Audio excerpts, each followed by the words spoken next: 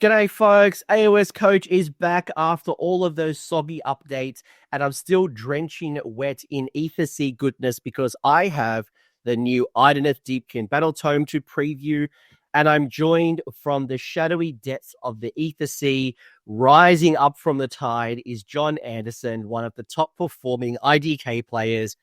He did incredibly well, have done incredibly well over the years. Most recently, you came first at Adepticon this year. And we are going to get under the tides and see all of the goodness that is this new Battletome. And there's a lot of changes. And I don't want to ruin Christmas. Not good, not bad. There's a lot of changes. So this is going to be a chunky preview. I'll get Jon to introduce himself for the folks who don't know who he is. Maybe he stole your soul and you completely forgot that you met Jon for the first time. But as always, Games Workshop did send me this book in advance at no cost. They don't see this video. If you want to support the channel, help us down below. Links down below to Warpfire Minis in the USA, Element Games in the UK, and Gap Games in Australia, or Patreon. Thank you for your support. Jon, introduce yourself and what is your first takes of this book? We haven't had it for a long time, so I'm sure we're going to marinate in all the Ethersea goodness, but what's your first read so far of the Battletome? Yeah, sure. So for those of you who don't know, fairly active in the Coach Discord. My name is, of course, Jon Anderson. Deepkin was my first army when I got into Warhammer. My wife and I, when we moved to Memphis for work, couldn't really find a Magic crew, so I had to find something to spend my money on. So I decided to try a Warhammer store. I walked in. It just so happened to be the weekend after Fish dropped originally. I saw a giant turtle with a barge on the back, and I'm like, that's it. And it's been fishy ever since. Well, mostly fishy. There was a stint there where we played some Ghosts and played a little bit of Lumineth, but it's a fish at heart. I'm just a salmon piloting a human meat suit. That's all I am, really. Oh, yeah. It's actually funny because I'm actually doing a retrospective now on the last 10 years of Age of Sigmar. And like, I remember that release. I remember IDK release, and that and Daughters of Cain were probably some of the ones that really stood out for me. Like those trailers, and just anyway, the hype was real in first edition. How are you feeling from a hype wise when you looked at the Battletome right now compared to what you've experienced with the Index? I got to be honest. I am on record as saying my critiques for the old book, officially and unofficially. And man, I got to be honest. I don't think I could be much happier with the state of the new book. At a very top down level, the critique was the lack of options. You didn't have very many war scrolls. You didn't have very many battle traits, and it was very cookie cutter in how you approached Age of Sigmar as a game. And now with this new book, that is, I mean, you go from a decision shrub to like a full on decision tree now. And that is such a breath of fresh air. Yeah, when you think of IDK over the years, experience games especially, you work out the pattern and it's so obvious, right? Like, yes, there were times where you could flip the tides and there's been other little manipulation pieces here and there. But for the vast majority, IDK has always been who gets to do the most damage either in turn 3 or before turn 3, and you mitigate as much damage because those particular critical pieces that you were going to trigger in turn 3 or bottom of turn 2, you've kind of neutralized. It was basically this like push and shove, and it was predictable. It's a great range. It forced you down certain routes. You didn't see a lot of things like your Reavers and Thralls, and Soggy has come in. By the way, we're not going to talk Soggy too much because it is a season-only 12-month thing. So there will be some things where you're like, do I like new Thralls or do I like Soggy Thralls? The Battletome Thralls will still be there. Enjoy the Soggy ones if you want for the next 12 months. We won't talk about that other than minor comparisons here and there, but Jon, you just want to dive straight in. Let's bring up all of the good stuff because there is a lot to go. Yes. A lot. Probably the most we've had so far. I was going to say that. I think it is the most so far.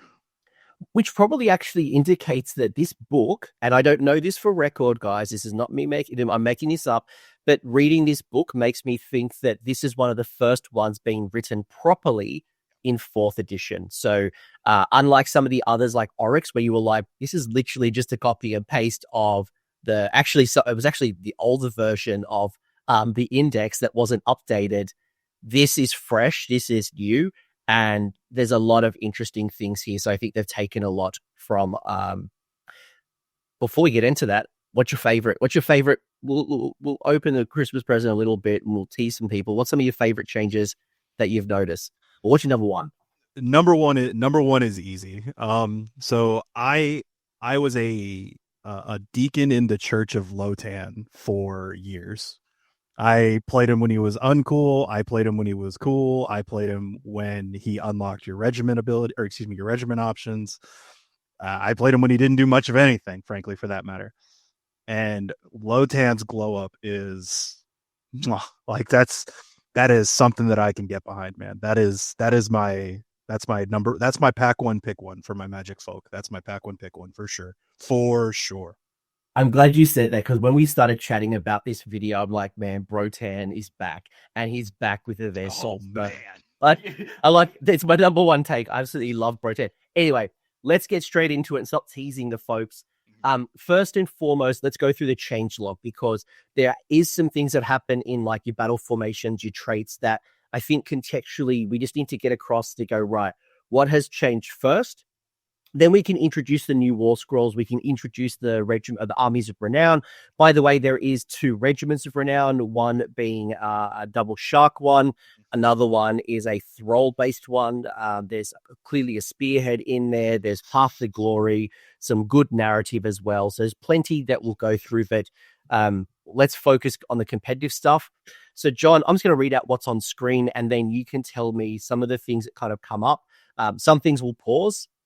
So first and foremost, battle traits have been completely rewritten completely. We'll get to that when we get to the appropriate section.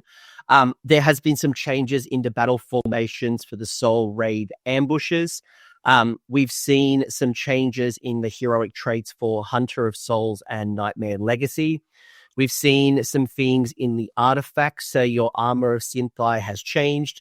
Your Dritch Leech has been modified. And there's been a name change. Abilities the same. Delicious Morsels is now Life Kelp Pod. Same word, other than same. It's just the name change. Same, but different. Same, but different. So spell-wise, you've lost Arcane Corrosion. I cannot find that spell being put somewhere on a war scroll. It looks like it's completely disappeared. You have gained a new spell called Countercurrent for its place. And obviously, you've gained the manifestation for your new Cronspine, not Cronspine. What are we calling it now? The Fincarnate. The Fincarnate. I knew it had a nickname already. Oh, I'm on top of it, baby. I got you. So we'll talk about the Fincarnate as well. We've got the Steed of Tides has been tweaked slightly as well. And you've also gained 2 new armies of renown. Anything that you want to say at a high level, we'll definitely get into this in much greater detail at that time. I think we just jump straight into it. The only one that I find very interesting is the evolution of Arcane Corrosion. How it went from, in 2nd edition, it was this 72-inch Scud missile that just went across the board and did mortal wounds to something, and it was just free damage. And there was a little bit of counterplay where you could move the Tidecaster around and she could shoot it off, and there was some cool counterplay to that. And then it turned into lose 1 rend. And nobody really ever cast it. And so now it's just, it is officially retired, and we can have a Viking funeral, rest well, my sweet prince. You've earned your vacation. Couldn't agree more. So let's get into the war scroll. So let's rapid fire through these, because you can see there's a lot of blank space. We got a lot of space on this page, Coach. So let's just do some hot takes. Let's not get too much into the weeds, but so Eidolon of Mathland has lost the Storm Shawl Fame's profile, and you have gained in its place an improvement with +1 attacks on the Spear of Reprised Fury.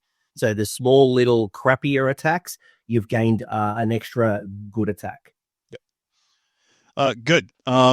you guys, when we see this, of course, you're going to notice a trend here with a lot of the Idoneth heroes that GW is streamlining the combat profiles for all these models, and I can't agree more. The times that the little fish has killed something, comparatively to the times where I wish I could have had just one more attack on the Spear of Repressed Fury, I mean, I can't tell you how many times that I would have made that trade. So Yeah, a good call out. A lot of the heroes have lost those little fishy companion attacks. So Eidolon of Mathland, so similar, which is the aspect of the sea. Same deal. The shawl attacks have gone. You've gained 2 attacks though on the trident, and you've had the Tsunami of Terror now cast on a 7. It used to cast on an 8. 8. So This is easier to cast. This is a big change. This is a good glow up for the caster Eidolon. I mean, for the past 3-4 months, I've been playing no caster Deepkin. I gotta be honest, Tsunami on a 7 is very good. It's very good because she innately has her +1 to cast, I believe, still. So that means you just need a 6 on the dice just to get it off. And I mean, that's Tsunami by itself. Tsunami is probably one of the most powerful book spells in 4th edition right now, with the way that it interacts, because we just had the FAQ where it's not rend, you're reducing their save by 1, which means that your rend 1 abilities that are otherwise unable to be buffed now all of a sudden become rend 2. It's like with Nighthaunt, for example. Just, it's such a powerful spell, and now that it's going down to 7, love it. Beautiful. Yeah, I dig it a lot. Volturnos has the reduced rend on the Astra Solus to now rend 1. It used to be rend 2. Fine. I mean, he's a named hero. He's the War Master in the book. He's utilized in the Phalanx that we see up above in the Army of Renown to great effect. And so I think because of his ability to be utilized in the Phalanx fairly well, he has to be playable but not abusable outside of the Phalanx. And I think that's the reason that they brought him down to Ren 1. Yeah, the change from Ren 2 to Ren 1, I don't think alone stops you from running Volturnus. Like, if you like Volturnus, you like it the week. Yeah, it's not like a complete nerf. It's a slight reduction. We've obviously had changes to all out defense and all out attack as well. So it's probably toned him down a little. Yeah. But it's not game breaking that you don't take him now. Archelian King has lost the Archelian Paragon, but you have gained a new thing called Crest of the Waves, which is a once per turn army any combat phase. If this unit charged this turn, add 1 to the rend characteristic of melee weapons used by other friendly Idoneth Deepkin units for attacks that target enemy units in combat with this unit. Whoo! I don't know if you hear that in the distance, but that sound you hear is the Smash King coming up out of his grave. Because the fact that this applies to everything that he's in combat with. Now, one thing, and I remember that this was an FAQ when Smash King was in season, is if this checks at any point during combat, or if it's at the start when he activates, because if he activates then piles in to tag somebody else, now does that unit also -1 to do we also get an extra rend against those targets? That was always a question that I remember that GW had to put a proper FAQ out for. So I would like to see that for sure, just to make sure, because if it's just as soon as he makes the charge, we check, all right, all these jokers, you're all -1, or I get a bonus rend against you, then I can pile in somewhere else. It's just good clarification. But I think this is a very, very powerful ability. I mean, the Archelian King was already very cheap, and you combine 1 free rend here, -1 to save from Tsunami of Terror. I mean, all of a sudden, all of a sudden you just have thralls that out of the box are Ren 3. Okay, sure. I'll take that every day to Sunday. Yeah. And the way that you're thinking it works is the way I read it, especially because it's not talking about a target. It's talking about units that are in combat as long as you've charged. So I read it, but yes, always good to get the clarity. Yeah, I really like his Archelian King. By the way, reminder, we don't have points. Points don't exist right now. So we're going to make assumptions that things are the same. It also means we don't currently have points for the new model. So we'll have to make up a rough guess. We don't quite know. And your list may slightly change. Who knows? We just don't know at this particular point. We'll do our best educated guess. The Ishlan Soul Scryer lost its Shoal ranged attack. It has gained 1 extra attack on its Abyssal Touch. It's lost the Cipher Compass ability, and it's had a tweak on the Finder of Ways, which is a hero phase reaction. You declared Unpredictable Tide ability or the Steed of Tide abilities. Now, this will make more sense when we get to the battle trait. So don't you look through your phone going, what does this mean? Doesn't make sense just yet. Just know that instead of setting up the targets as described as the abilities, you get to set them up on the battlefield wholly within 12 inches of this unit and more than 7 away from enemies. Just lock that in. It'll come handy soon. Yep. Good. I like the Soul Scryer. She was always pretty cheap. I feel kind of bad that the Cipher Compass is going away. I do think it was a very powerful ability on a model that a lot of people would generally overlook. But I'm okay with it, honestly. I think I'm okay with that. The Tidecaster has lost the Shark Bite ability, but you have gained +1 attack on the staff.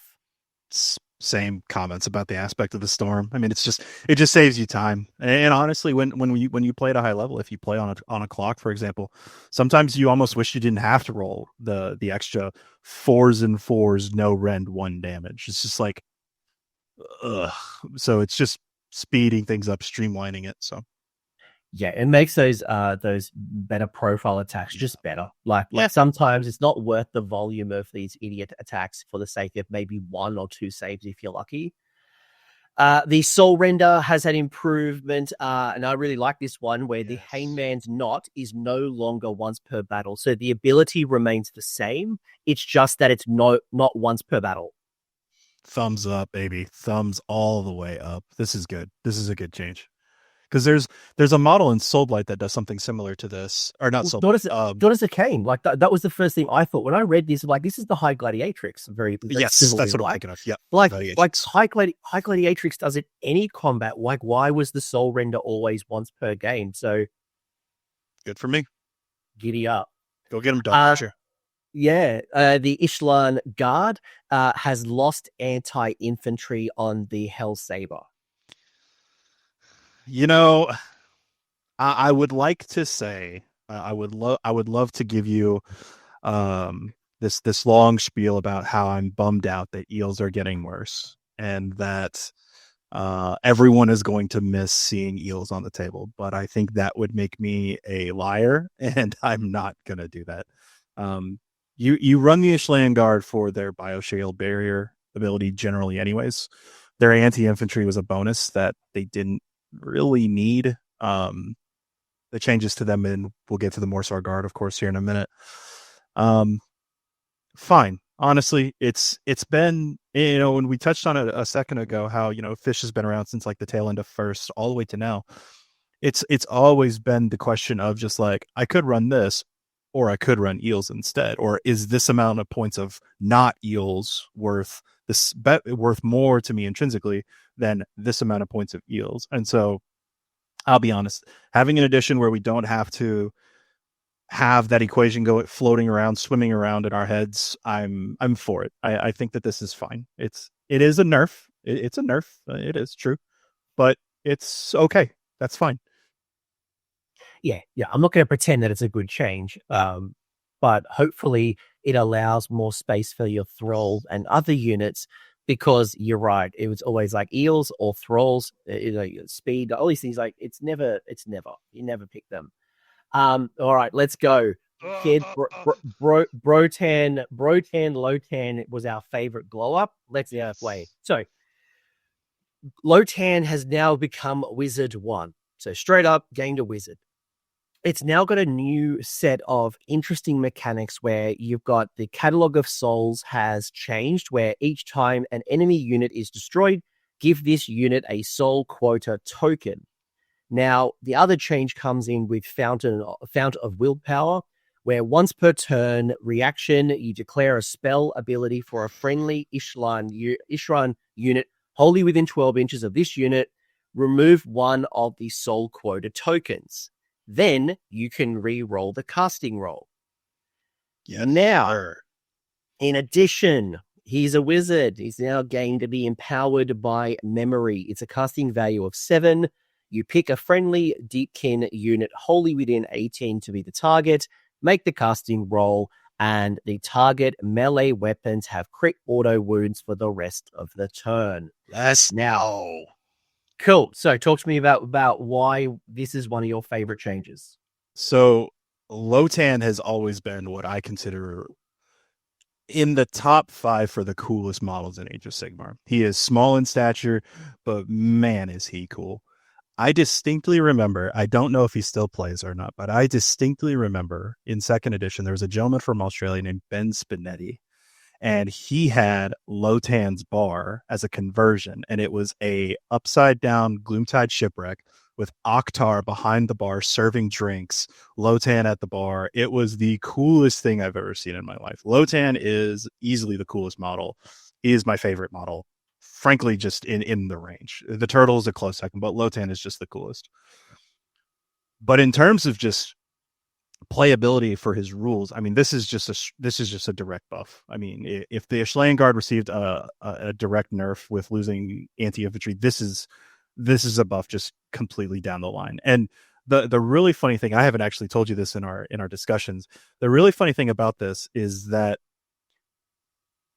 in my manic state over the years of wishing that fish could be improved and wishing, I finally determined that there was an email address that you could, in fact, send to Games Workshop ideas and questions and feedback. And for a while, this was one of the feedback that I had, because Lotan in the lore and in his description, he was the soul warden. He was warden of the soul ledgers. He kept track of the souls in, he kept track of the souls out.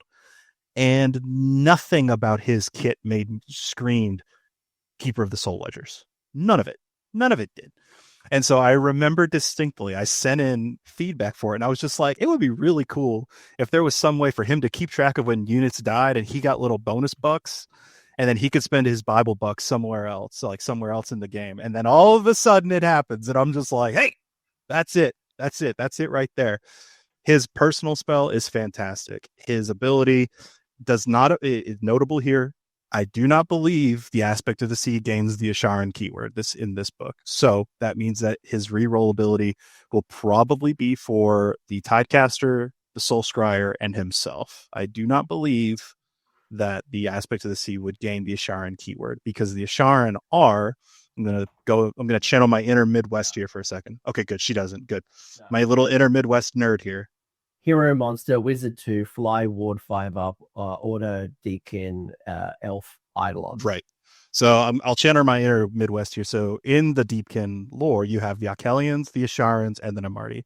The Akelians and the Asharan are your full-souled elves, warrior caste, nerd cast, and then the Namarti are the half-souls that are struggling to stay alive. So the Asharan, that's going to be your, like I said, your Tidecaster, your Soul Scryer, Lotan, and maybe Mathala. I don't know. I didn't get to see her, but that should be his henchman. Please hold everybody. I'll keep everybody entertained. No. She'll be on screen soon. But sure. I'll look in the Battletome. Keep going. Nonetheless, his ability, he affects himself, so you don't need, it's not a conditional buffer. You need somebody else around to utilize it, where you would only be getting to use like 60 or 70% of his war scroll. You can use every bit of his war scroll every bit of the time, as long as he's not on your display board. Fantastic change, fantastic glow up, love it to pieces. 10 out of 10. He's the first model I'm going to put in every one of my lists. Happy days. And yes, she is. So Mathala is Ishran. Yep. Ishran. So she absolutely is. So giddy up. Good change. Obviously, we don't know points, so he's gonna go. He's yes. Prediction. Assuming nothing else changed, how many extra points would you pay for this version? For a one-cast wizard with a strong ability that gets to utilize his kit on himself, I would still play him at 170. I think I would still play him. I think I'd play him at 170. I think he's going to be around 150 I think 150 is fair for him, but if he was 170, I would also be like, yeah, that tracks. All right, let's see. Let's see how it all ends when the points will come out about a week or so after this video. I do just want to point out, if in fact he does cost 150, I do not have points. I am not a mystic. That is me shooting in the dark. We don't. We legitimately don't. We just want to put that out there. We don't have points. Legitimately, we don't have points. We're making this up. Your Thrall Master, again, lost that minor profile. The Snapjaw Bite has gained 1 attack on the esoteric weapons. You've lost the fighting stance ability, the Achillean fighting stance ability, but you've gained a Achillean insights where the melee weapons used by friendly Namadi units have crit 2 hits while they are wholly within 12 inches of this unit. It's good. Now, I will say, and this is, I have one point that I'll use as a segue into what's coming next, that the Achillean fighting stance was always very, I always found that to be a high point for the model, even though he was never played very much. I do think he was probably the least played model in the range in probably all of 3rd and 4th. Now, with that said, I do think that the change here, statically applying crit 2 hits for Namarti melee weapons, is very good. But Coach, one of his abilities was -1 to wound on my Namarti thralls. Where could that have gone? Ooh. Oh, is that drum roll time? Yeah. Boom. So we've got 2 things with the thralls. By the way, this is Battletome thralls, not soggy thralls. Your SOG updates are as is unless they decide to update the War Scroll for some reason. I would highly doubt that will happen. So now this is your one or the other. And by the way, you cannot have both units in the same army list. So you're choosing either your soggy ones or your Battletome ones. So they've gained anti-monster, which +1 rend on their main weapon, in addition to retaining the anti-infantry. So boost. Reminds me of the OG ones where it was like, if they have one or 2 wounds, you get this. If they have 4 wounds, you get this. Yep. Now you get both. 4 wounds was a bonus damage, and then 1 wound was bonus attack. Yeah, there's all this weird sweet spot where, like, if you had 3 wounds, you didn't get shite. So all players would just love it. Or Auric players were loving light, but otherwise everyone just hated thralls.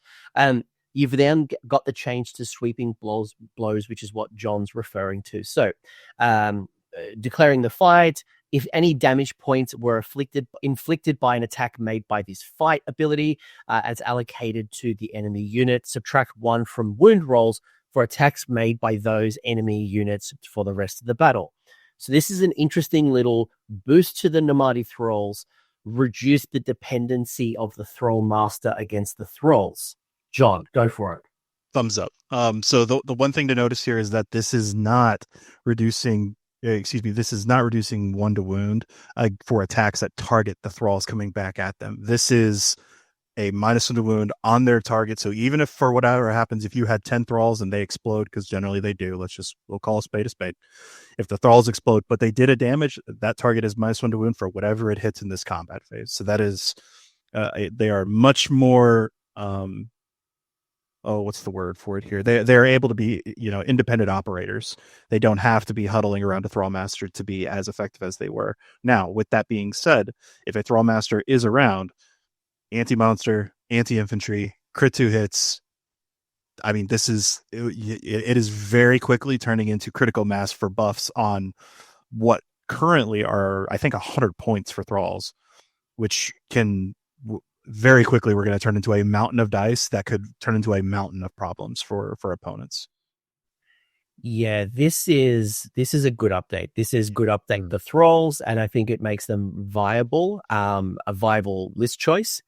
And they're going to soak up some of the other things we're going to talk about very, very soon. So if you're a thrall enthusiast, or you're a little bored of eels, or you're wanting to have a bit of more of a mixed arms, I think you're starting to see thralls really starting to glow up, especially when you start thinking about, for example, Lotan in partnership with thralls. And like, there's so many cool things you can start doing. So again, let's not ruin Christmas, people. We've still got other changes like Morsar Guard getting the Volt Spear, gaining anti-cavalry, though it did lose anti-infantry. And then there's been a change that I think is a good change. I'll get Jon's opinion in a second. the Biovoltic Blast. So roll a number of dice equal to the number of models in the unit. That hasn't changed. Add 1 to each roll if there is more models in the target unit than this unit. On a 3-up, inflict 1 mortal damage on the target. Now, the change here is that you used to have this weird, was it on a 4 and a 5, it did this, on a 6, it did this, D3. And you had a whole bunch of ranges. So you don't have the spikes, but with the +1 to this, you're basically doing mortals on a 2-up. So you've got super consistency, but you don't have the spikes. So, John, I think this is a good change. It's a clean change. Are you going to miss the spike? I'm not going to miss the spike as much. They do currently have the adding 1 to the roll if their target has more models than them. But it starts at 4 though, right? Like, isn't it? It is 4 now. Correct. Yes. It's 4 now. And now that it's 3, you'll be able to do more. Now, the one thing that I don't see here is that they require having charged in the current book.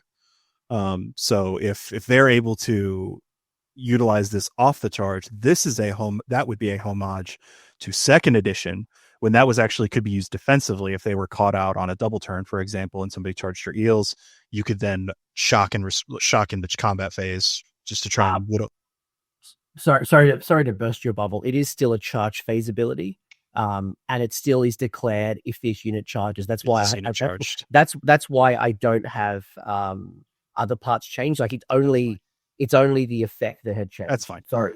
No, not a problem at all. If it had turned back to its 2nd edition ability, I think this would actually be considered a buff at that point, because this would be more consistent mortal wounds, which is always something that Fish has had a problem with producing. It's never had a problem producing attacks or damage or rend. It's never had a problem with that. It's always been relatively good at that. But mortal wounds is generally one of the things that Fish lacked. So understandable, but I'm okay with this. I actually don't think that this is a nerf per se. I think that this would be what LS in League of Legends would call like a placebo nerf. I think this looks sad because you're just like, oh no, it's, I'm losing anti-infantry on my Morsar Guard, and now they're anti-cavalry because whatever reason here.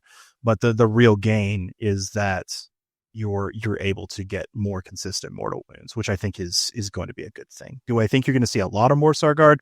I don't think so. I think you could probably keep a pack of 3, maybe a pack of 6, but apart from that, it's not going to be like the current iterations where you have like 12 Morsar Guard and then like 6 Ishlan. I think those days are behind us now. So you will notice the difference when you roll a bunch of 6s and you're like, man, these used to be D3. But then there'll also be times where you'll be thankful when you roll a bunch of 2s and you realize that you've now gained mortals because you are outnumbered and you wouldn't have normally done mortals on 2 in the old one. So there's going to be times where you'll have both, and consistently, I'd rather the 2-up over the 3-up and potentially a spike, but fine. Consistency is good. Final change is you've got this new ability on the terrain feature. So nothing else to change on your Gloomtide shipwreck that I noticed. A new rule called Phantasmal Ruin. Now, models can pass through this terrain feature, but cannot set up on or end moves on parts of the terrain feature. Each time an enemy unit ends its move that passed through or across this terrain feature, roll a d3. On a 2-up, inflict an amount of mortal damage equal to the roll. It's nice. It's nice. I don't know how I'm going to use this, but at some point in the next calendar year, I'm going to do like 3 mortal wounds to somebody with this. They're going to be like, it does what? And I'll be like, yeah, bro, I don't know. I don't know. Sorry. Yeah, it's nice. Fine. It's fine. Yeah. If the health is still the same, it can still be attacked the same way. If it's 7 per... Health 7. Health 7, 4-up save. It obviously turns into 14 if you combine the boats and all that stuff. Yeah, fine. I think it would be... I would find it a little more interesting if it wasn't moving through or across, or if it was ending near. Because if it was ending near it and they had to take damage, I think that would be able to be used more often. And that would also be a homage to how it used to be in 2nd, where you had predators of the Ethersea was the rule then, and that was where little fish would like swim out and like nibble at you if you tried to get too close to the boat. So, but if it's moving across, I don't see this rule coming into play too often. I could be wrong. I'm happy to be wrong, but It's very restrictive for how it does damage. I think you should still just utilize this to be giving out some armor saves for your peoples. So that's my assessment of it. It kind of encourages you to play a little more aggressive with the boat. Yeah. But I would not be doing it. And knowing that how you can fight terrain and stuff like that, I wouldn't change my behavior. If it happened, it's a nice to have. There's probably going to be a whole bunch of times where you completely forget the rule because someone moves over it, and you were like, "Oh yeah, that's right. I should have done damage." Yeah, it's not game breaking, but it might be nice. And if you forget it, and you guys have rolled dice, don't ask your opponent to go back. Just remember it for next time. Assume you roll the 1. That's right. Assume you rolled the 1. That's right. Assume you rolled a 1. If you've rolled John, dice. Any final comments? We've spent 30 minutes on this slide alone, and it just shows you how much has changed. And we've now got some context about what we're about to go into. Anything that you want to wrap up on this particular slide? The only thing that we didn't touch on that I kind of wish I would have seen is I do wish Thralls would have went to 2 wounds. Their points, of course, would have gone up, but they are on a 32 mil base. There's 32 mil bases that we're getting to the point where most of them are 2 wounds each. I would have liked to have seen Thralls at 2 wounds, but the changes to them are beneficial enough that I still feel good about them being 1 apiece. Yeah, I think putting them on 2 health, though, does change things a lot. Like, do you Absolutely. start with a unit? Because I think the key is they want to have, this is the horde, right? These are the idiots that go out, go reap the souls. Yep. Having them into, I hear what you're saying on the 32s. I completely get it. They are still, just checking right now, they are still health 1. Yeah. So I understand. I get it. I'm just like, that would have been cool. Abusable, probably, but I think it would have been like fine. But no, that's all. I think then you start playing close to the eel conversation again, and now it's just Thralls. Oh man, you would have went back 3 years and told me that we would have been asking like, I could run a turtle, or I could run 400 and something points of Thralls instead. Oh man, I would have said you're insane. Is this against book or what? It's just, is this Gloomspire Ethersea? Where's Michael Roush? Get my stabbers. Oh no, I got 200. Stabbers. I'm an OG stabber guy. Speaking of things being stabbed, your battle traits have been stabbed. 100% stabbed. What you used to know no longer exists. Ignore it. There is no table 1, 2, 3. This thing happens. Ignore it. Gone. Dead. What you now have is a new set of battle traits. Now, what happens is you start on either the path of the Tides of the Storm or the Tides of the Sea. Now, you are not locked to only being on the Tides. If you choose Tides of the Sea, you are not locked to only be on Tides of the Seas. This is not a list building thing. This is not something you're set with. But what I do want to call out, and have a look on the screen right at the bottom where it says once per battle round, you can use a tidal ability from either the Tides of the Sea or the Tides of the Storm. If you do so, you unlock the next column in the next battle round. You can switch columns at any time, although it resets your progression. So, for example, battle round 1, Jon picks the Tides of the Sea, and in battle round 1, Jon will get the Concealing Tide. Battle round 2, Jon can either continue down that path with the Swift Tide ability, which is the same path of the sea, or Jon could say, I'm going to swap to the Tides of the Storm, and that takes into the start, which is Unpredictable Tides. Then Jon would continue down the path of the Tides of the Storm until he decided to either change. But Jon says, Anthony, what on earth happens when I get to the end? It's battle. Let's say I start on Tide of the Sea. When I get to the end of Sea's Embrace, what happens next? Either we can remain on the Tides of the Sea and go back to Concealing Tides, or you may use this opportunity to swap to the Tides of the Storm. You could alternate every battle round from Storm to Sea. So you could always be going from Concealing Tide to Unpredictable Tide or vice versa. The control is completely yours. I'm going to pause for a second.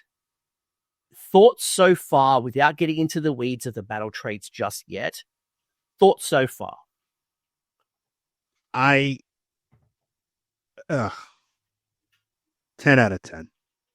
I campaigned very hard for as long as I could for one specific ability not to make its return in this book, and it is still here, but you don't have to use it, and you are not bidden by it, so therefore I am okay with it existing. This is fantastic. This is what I'm talking about when I said what I've said for years, that Deepkin was shackled by its battle traits, because every opponent you played knew what your go turn was. There was no aha, like I got you, like this, I doubled you, now I got you good. No, it was always low tide, swift tide, high tide. You were too rigid with this. And the fact that you now have the ability to go 1, 2, 3 A B, or 1, 2 ABC, or 1 ABC 1, like you have so many different options for you now, and each of the abilities in both sides, Sea and Storm, are very strong. They're just both very good, both sets. Can I ask you, from a list building point of view, right? I want to take a step back. A lot of people would be building their lists around the old structure. What does this do now to your list building? Are there units that you now think that, like, I don't need to take these because of that go turn? Are you now thinking there are some units that now have a role because of certain parts of the battle trait? Are you thinking differently about, I don't need to have always the fastest movement? Like, what is going through your head list building wise? So I think my first thought is that my second favorite model in the range has earned a vacation. So I used, in my experience and in my games, I used the turtle as an anvil and a barge to get me to high tide. I'll run him into something to hold it up, to keep them busy. He'll take some damage for sure. I'll hold a command point for old all-out defense. I would keep him there. I'd keep him alive as long as I could. He is holding the door to get me to high tide. And then once I get to high tide, then I can relieve him. I'll bring everybody in, and then we go after that. And the fact now that we are not bidden by that, I think that opens up the ability for those points that you would spend for models, or for that you were spending towards to fulfill strategies to get yourself to high tide, however you would do that, whether it was spreading sharks everywhere, whether it was using a turtle as an anvil, whether it was Namardi everywhere, however you wanted to do that. If you were making that decision in the list building stage because you're in your mind, you were just like, I have to play to high tide because that's what we used to have to do. You are no longer shackled by that. And you can now approach list building from how do I accomplish my 2 sets of battle tactics better? How do I play around overgrown terrain to better, how can I utilize places of power more effectively? Like you open yourself up to being able to play the game in more ways, and more ways to play the game is a good thing. Yeah, I echo that. The way that it makes me think about my battle tactics selections now, the way that you're right. And like, the turtle isn't bad. Like, it's actually a really good model, and it's still a strong wall scroll. It hasn't gotten boost, it hasn't gotten nerfs, but it is like 1/4 of your army. And it's almost like, if I took away 500 points, or if I could add 500 points to my list, what does this do? Should you be that Eidolon? Does that allow me to have some sharks? Does it allow me to have that blah? Like, whatever it is, right? Like, can I add more wizards now and tap into the spell lore and my Incarnate? And if I'm not going to be having the turtle, do I need all these eels, or does the role of the eels change? And I'm not saying that they are, but it does open up a bunch of questions that you now get to choose. Do you want to now run Reavers? Do you now want to run insert thing here? Yep.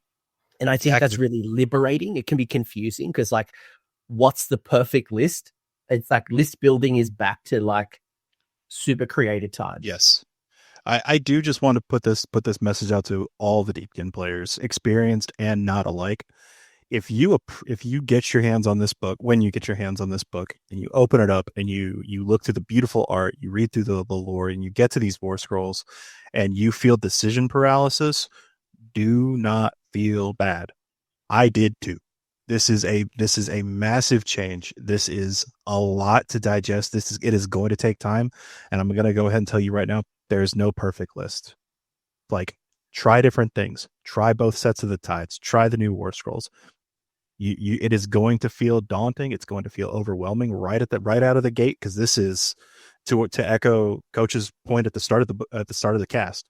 This is the first book where we have seen like everything's gone, everything's new. Like, this is the first time that we're happening. So your friends that were playing Soulblight with the Bacall of Blood, or Gits with the Chariots, they are not going to be in the same position that you are going to find yourself in, and that's okay. That's okay. Like, try things, try new things, try play games, just have fun with it. And I think, to echo your point and maybe build upon it, I would almost start with, assuming points are the same or very similar, start with the same list. Play with the list that you've been playing with, and then for a couple of games, start at Tide of Sea, and then a few games start at Tide of Storm. Yep. Some games just stick the whole route, just stay 1 to 3, don't change, and then a couple of games later start swapping out here and there, because the decision paralysis will throw you off, and you'll feel like you made the wrong decision, and you'll wish that you had certain things. But like, play around, explore, and have a lot of fun. But I want to just really quick, like, let's talk about some of these rules, right, Jon?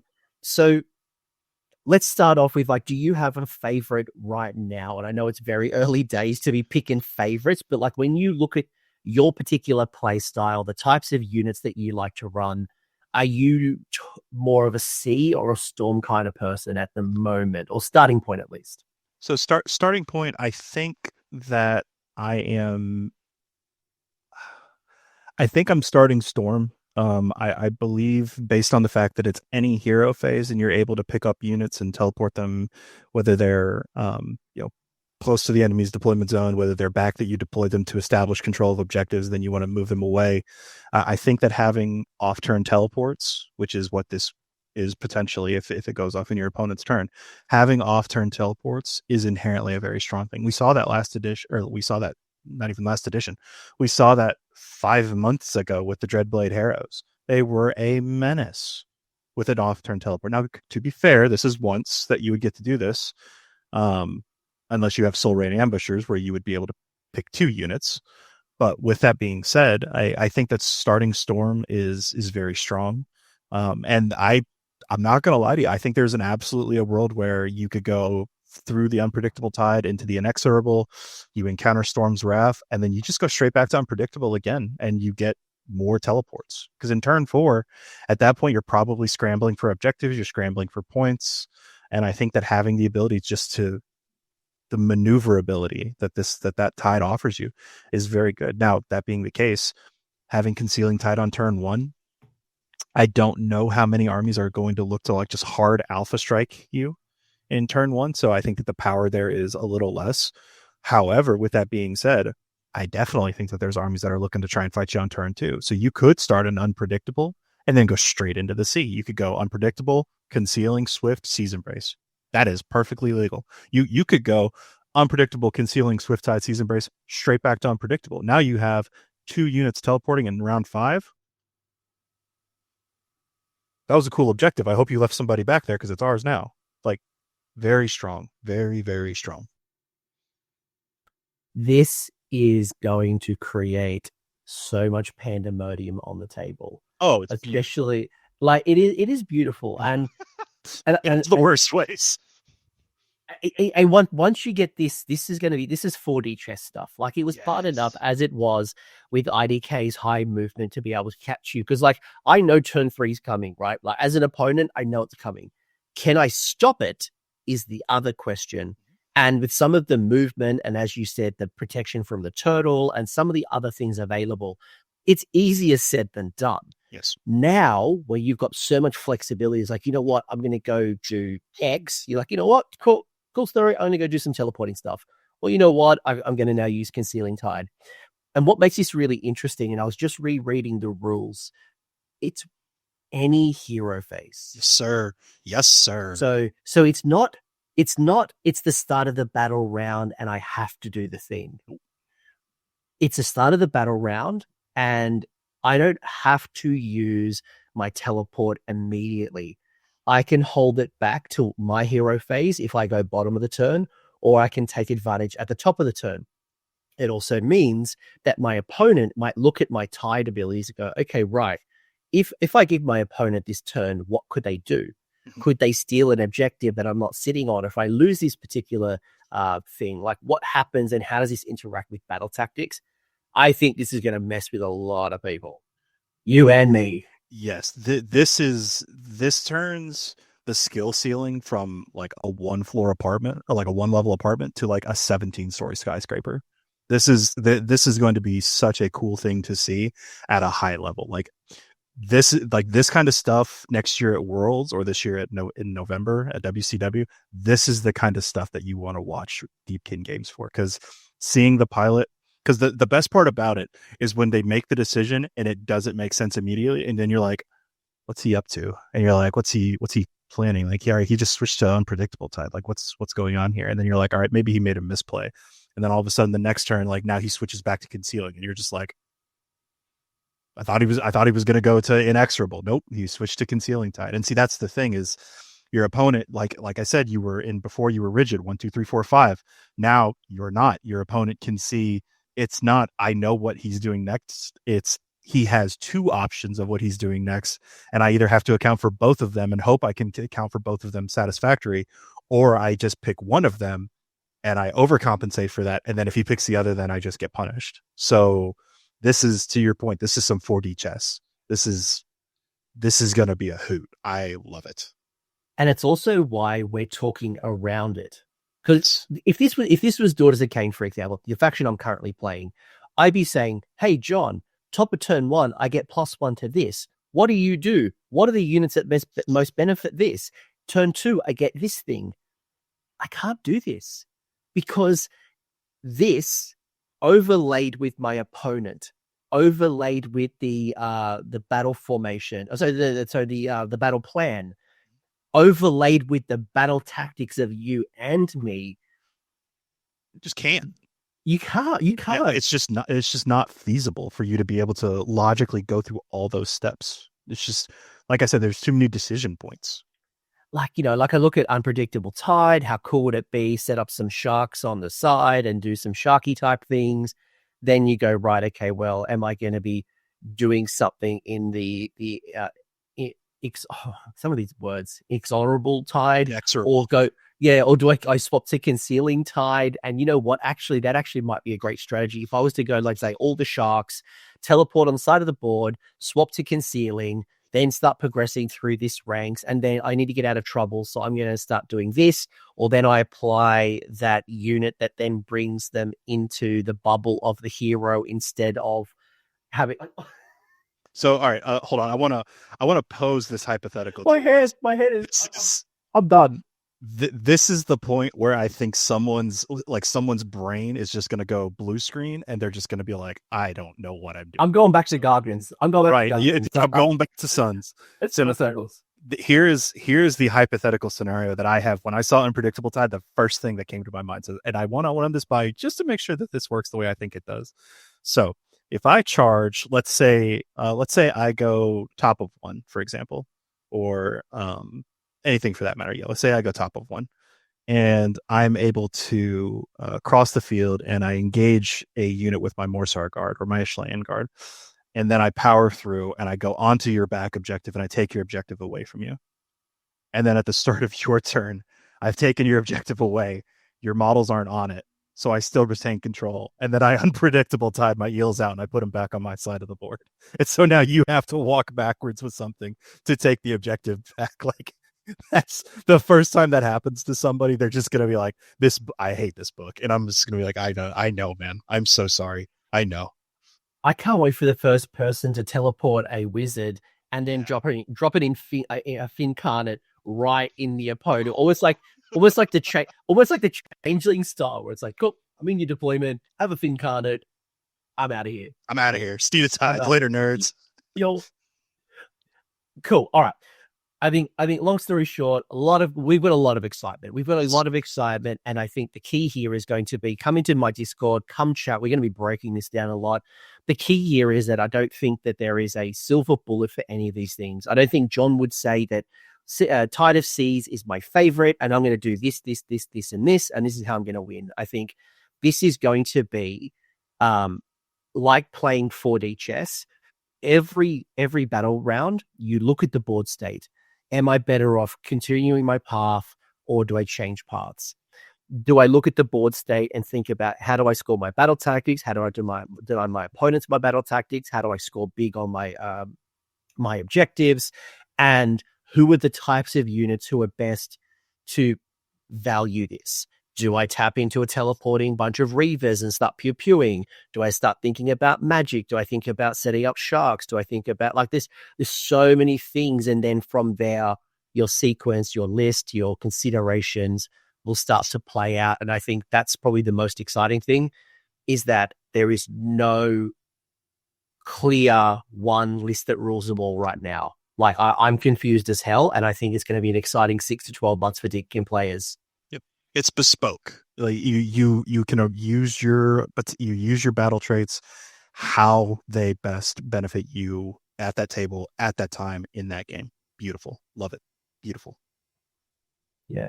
I almost don't see a world where I continue down the same path. If I was to play Deepkin, and I'm not, but I don't think my strategy would be to go to turn 3 and hit the strike first or the crit mortals all the time. Like, that's not my goal.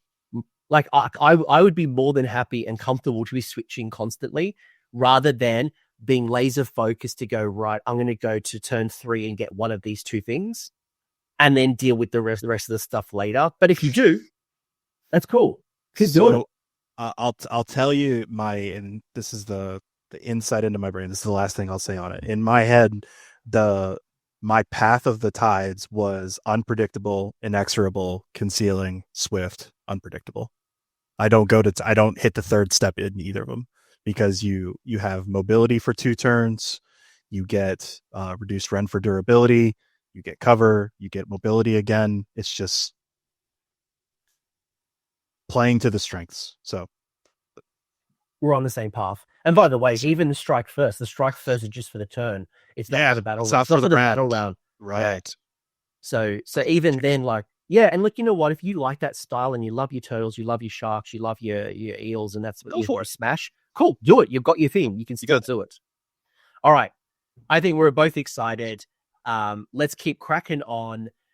We've got some battle formation changes. Look, I've got the Scourge Guy run. Obviously, it's there. It still exists for the next 12 months. You have noticed that the Soul Raid ambushes is the only change that I noticed. And when using the Unpredictable Tides ability, you can pick 2 eligible targets instead of 1. Cool. Very good. I think that's very powerful. Why do you say that? Well, because like I had just said, if you're going to be utilizing the Unpredictable Tide more than once in a game, having multiple unit teleports. Now, granted, of course, they do have to be out of combat. To be fair, like it's not just an unrestricted teleport, but having the ability to pick 2 units is just very good. I like that. I do still think that the Beastmasters are solid, very consistent, make your fish better. Fantastic. Namarti Core still leaves a little bit to be desired. I get it, but frankly, I just don't care, because if I'm playing Namarti, I'm playing the Asharan Council. Yeah, I was going to say Council is still very good. Yeah. But it allows you, like, if you were going to be building around the teleport, let's say, for example, it's a reinforced unit of sharks, you could now bring an Achillean King, or you could bring that Eidolon of the Storm or Sea to partner or completely mess around with things, right? Like, you've got... Well, we can't reinforce sharks, though. Okay.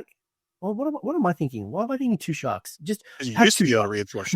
No, I'm thinking of the stupid... I'm thinking of the Regiment of Renown where I can have 2 sharks. Oh, sure. That's what I'm thinking. I was like, wait a minute, like they can be reinforced again? I'm like, we'll go get the shark onesie really quick. Like, we're done. We're all done. We're playing sharks. Throw it all. We're playing sharks again. I was thinking the Regiment of Renown, they can take the 2 sharks. No. But I could take 2 sharks, right? I can. 2 that's sharks. 2 1 sharks. Yeah. I could take 2. That's why my thing is like 2 sharks. Yep. Or I could bring a shark. I could bring like some eels and a hero. I could bring like a bunch of trees. It spooked me for a second. I was like, I missed that. Well, I wouldn't know. I wouldn't know because I don't have the points. I don't have. They're not being reinforced. Right, of course. Be cool as hell if they could. All right, that's a very easy change. I think we won't spend too much time on it. If you like the idea of teleporting and you want to be a bit more aggressive with the teleport, especially in turn 1 or turn 3 or whatever, you got the second option. Next up, we have some changes here. Your Hunter of Souls and your Nightmare Legacy. So you can see, and by the way, the form of the Feng Moria, it's changed slightly. It says if you unmodified hit roll for an attack that targets this unit. So it's a little better. That used to be Ancient Pride. So that's just the name change mostly. But the moving it from just combat to all attacks, buff for sure. Yeah. I suspect, I don't know this, but I suspect the points increase that we just saw for Ancient Pride will marry over to form of the Feng Mora, which, by the way, Feng Mora are the name of the eels, if you're curious where that came from. That is their species name. Oh, there you go. I didn't realize this was 2+ Tufts lore of the sea. No, I appreciate no, that's very cool. So Hunter of the Soul used to be anti-hero +1 rend. Right. Now you have gained either anti-cav, anti-infantry, or anti-monster. So shadowing last season kind of a little bit honor guard, a little, not completely, but some. Do you like it? Like, and you've traded anti-hero for one of the 3. It's decisions. It's not decisions. It's options.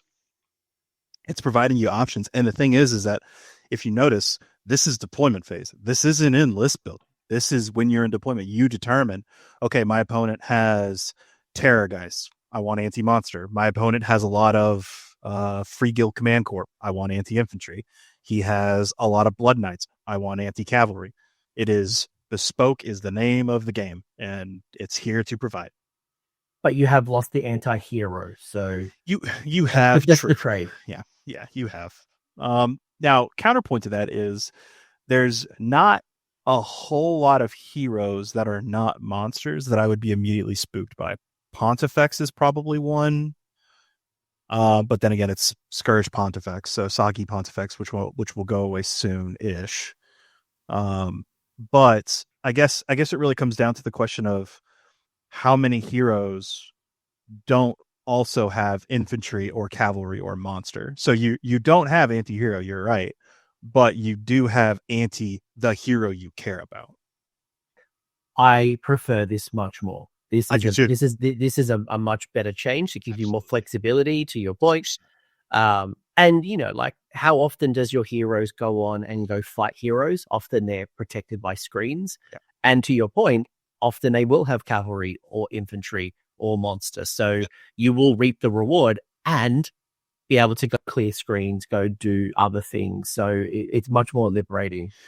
Now that I'm sitting here thinking about it, I don't think there is a hero that's not either cavalry, infantry, or monster. Because what's the remaining heroes? Like don't say in this Games Workshop will bring out like a hero war machine, or there'll be a hero beast, or there'll be something like there'll be. I don't want Steam Tank Commander. Is Steam Tank Commander infantry, or is he? He definitely a war machine. He'd be a war machine hero. He's definitely a war machine hero. Okay, so we're bad against Steam Tank Commanders. Dylan Therielt's got my number now. Dang. Hot take, folks. Let's go buy a bunch of Steam Tanks. Steam Tank Commanders. Give him metal. Steam Tank Commander. He's a war machine. I'm cities. I'll that one I know. Dang. That's it. All right, John, I'm coming for you. I'm coming for a rematch at Adepticon. I'm coming with my Steam Tanks. We're good. The other one is Nightmare Legacy. The slight change here is that it's gone from the D6 control score to a flat 3. And there's a slight little tweak here, right? So just the way you pick a unit. So it's just while within 6. So hot take. Anytime that I would roll a D6, I'd rather just take 3. Just gonna be honest. I'd rather just have the 3. Saves me time and it's consistent.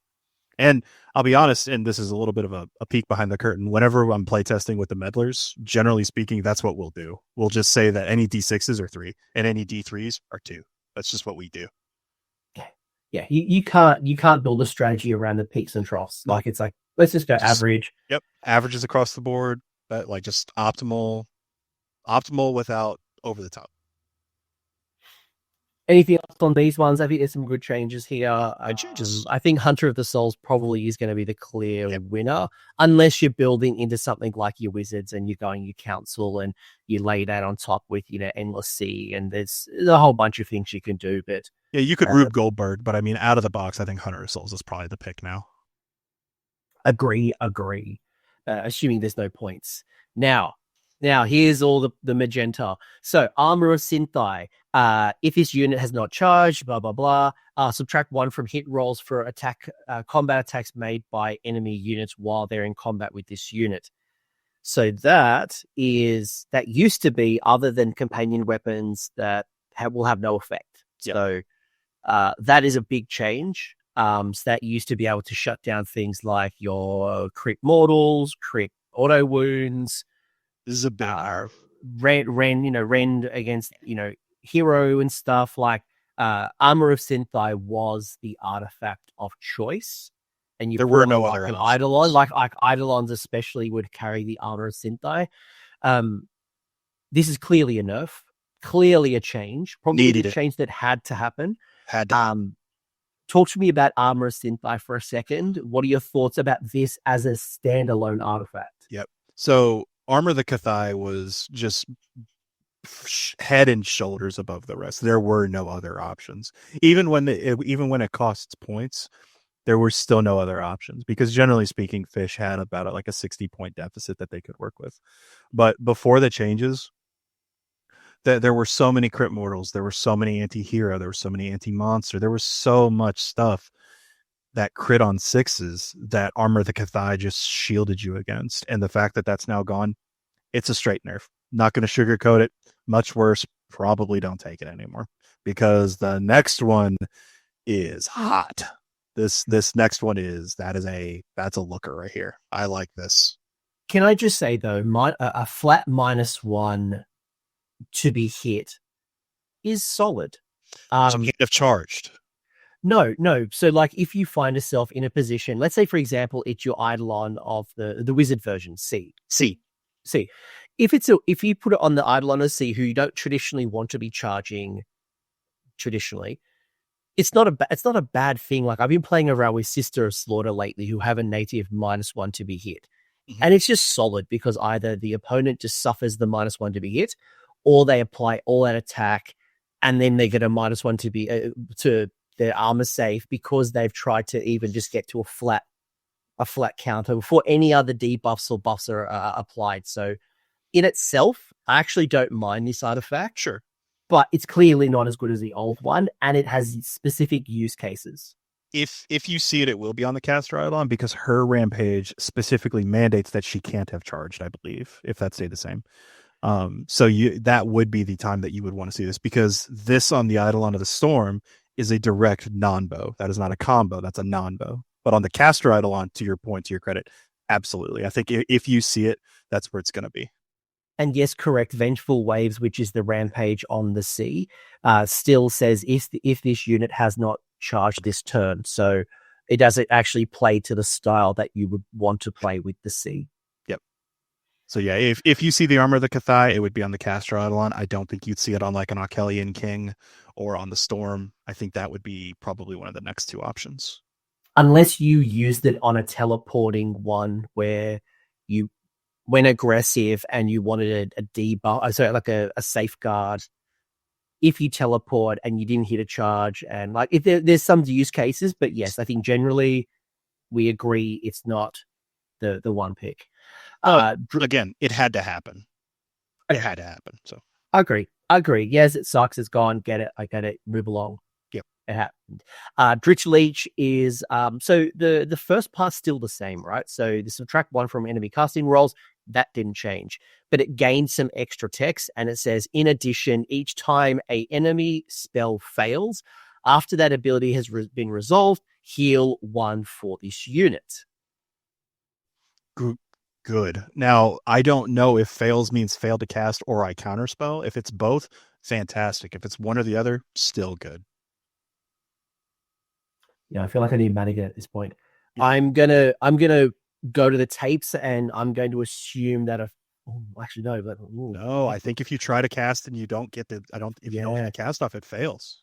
we need to go to the book and have a look at the exact wording of what constitute as a fail. Yep. Yeah. Because if it's both, that is a lot of healing that you threaten on a caster heavy army. Like it's just it's 18. First off, it's an 18-inch aura, which is not as common in fourth as it used to be in like second and third. So that is a large aura on something like an Eidolon, for example. Now with that being the case, again, if I stop your spell, then it's failed, then that's fine. It's still good. But if you tried to cast and you don't successfully get your cast off and I still get to heal, which I think it probably is, because that plays to the first half of the relic or of the artifact. Sorry, I'm not a 40k player, I promise. Of the artifact, that's a lot of potential healing. Yes, and it would also then complement the Eidolon of the Sea, given that it's a double caster as well, right? Oh no, you can't. You know what I mean? Like it's just. I understand. Yeah, I get what I you're like saying. it. Yeah, I like it. It's good. It's good. It's solid. It's not like oppressive, and that's the thing is, I haven't seen anything yet that just like screams oppressive in nature so far in the walkthrough for this, and I think that's good. It's just it all feels good. It just feels solid, and I'm okay with that. I'm okay with a solid skill expression book. I am okay with that. And I don't think any of these will cost points either. Like they feel. I don't think so. They feel good, but nothing too wild. And then Life Kelp, by the way, is just the same as it was. It's kind of name change. Yeah. It's still just deal-free. Both movement phases, though, everybody. Just keep that in mind. It's not just yours. You get to heal in both move phases. I think this could have been really, really cool. Do you remember? I don't remember if it was second to third or if it was third to fourth. Do you remember the Broken Realms book series that we had? Yeah. So in Broken Realms, we had the little extra regiment. It was Scythus Nematar was his name. Dude, even though I moved to Texas, I'm still just a lore nerd at heart. They haven't broken me of it just yet. They probably will soon. But Scythus Nematar, it was an Achelian king and 2 sharks, and they served as bodyguard, wound ablatives for the Achelian king. And when I saw this, I was just like, oh man, I hope that's still what we get to do. But the Regiment of Renown is just 2 sharks. It's not a king and 2 sharks, so it's good. I like it. And by the way, like any good TV show, I did have the once per game phone a friend, and I just got a clarity right hot off the press. So when a spell is unbound, it's not counted as fail; it is counted as unbound. So it's only when you miscast, when you don't meet the casting value, it doesn't count as a dispel. So also an unbind. So there you go. Works for me. Sweet. Overall, some good artifact choices here, and we still have a new spell lore to talk about. So we have Steed of Tides had a slight change. You'll notice it now has the wording "and not in combat." Good. Does this change too much to you? Like, obviously, the extra text, like, it's a where nerf. does it is a nerf. It is a nerf, but where specifically has it nerfed how you play? Yeah, so see that's the thing is Steed going to a range 12 means that your caster would have to be danger close with whatever they're trying to get out of combat, or they're getting out of combat themselves. And so like generally speaking, I mean, I suppose there's a world where you could like activate a place of power or something, I suppose, maybe, and like try some shady shenanigans here, but I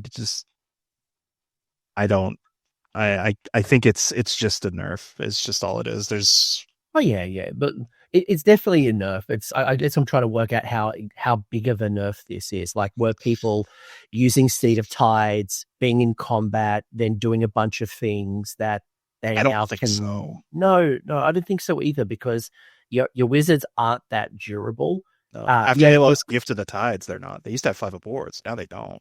And now you've lost your armor synthi as well. So even if you were being super aggressive with your Eidolon wizard, there you weren't going to do this thing, then yeet out with steeds. Like, it's, I didn't see too many people would build a strategy around it, so it's going to suck. But I don't think it's huge. Yeah. So like, still like losing Arcane Corrosion. Sure. Yeah. I think the things that you lose in Steed of Tides, I think you gain it in Countercurrent, personally, in my mind. Excuse me, let me rephrase that. The power you lose in Steed of Tides is gained in the power of Countercurrent. So I know what you were trying to say. Yeah. Speaking of which, so we did say Arcane Corrosion is gone. See you later. But what you have gained in its place is a new spell called Countercurrent, casting value of 7, pick a friendly wizard, blah, blah, blah. 18-inch range. I'm not going to read what helping out. But the benefit here is until the start of your next turn, halve run rolls and charge rolls for the target. Very You good. know, movement wins games. Yeah, it's range 18, which is good. See, that's the feedback for Steed of Tides being only range 12. Completely thrown out the door here. So being range 18, you're able to reach out. Now, to be fair, with the changes to overgrown and obscuring, you will have to have vision of them, of course. But with that being the case, it's a very powerful spell to have in your arsenal. So the thing that I see here really being a problem is casting this off turn. Now, granted, you do need an 8 on the dice to get it, unless it's a Caster Eidolon, in which case you still just need the 7. But with that being the case, I think an off-turn countercurrent could really be a problem, because if there's something that can't get to just outside of 6 inches, or excuse me, if there's not somebody that can get within 6 inches, I mean, they're going to need like a 10 on the dice for a 5-inch charge. That is incredibly powerful, especially if you put that on something, say, like, well, to your point, Sisters of Slaughter. I mean, that's the spooky dock list is, 80 girls that run at you. Well, all of a sudden, if you can turn the big buff unit after your opponent spends their entire hero phase buffing and juicing this one unit of girls to the gills, and then you're like, all right, I'll spend a command point and countercurrent the girls, and you're just like, cool. Well, they go like nowhere, and then you get to shoot them, and then they die. It's like, great.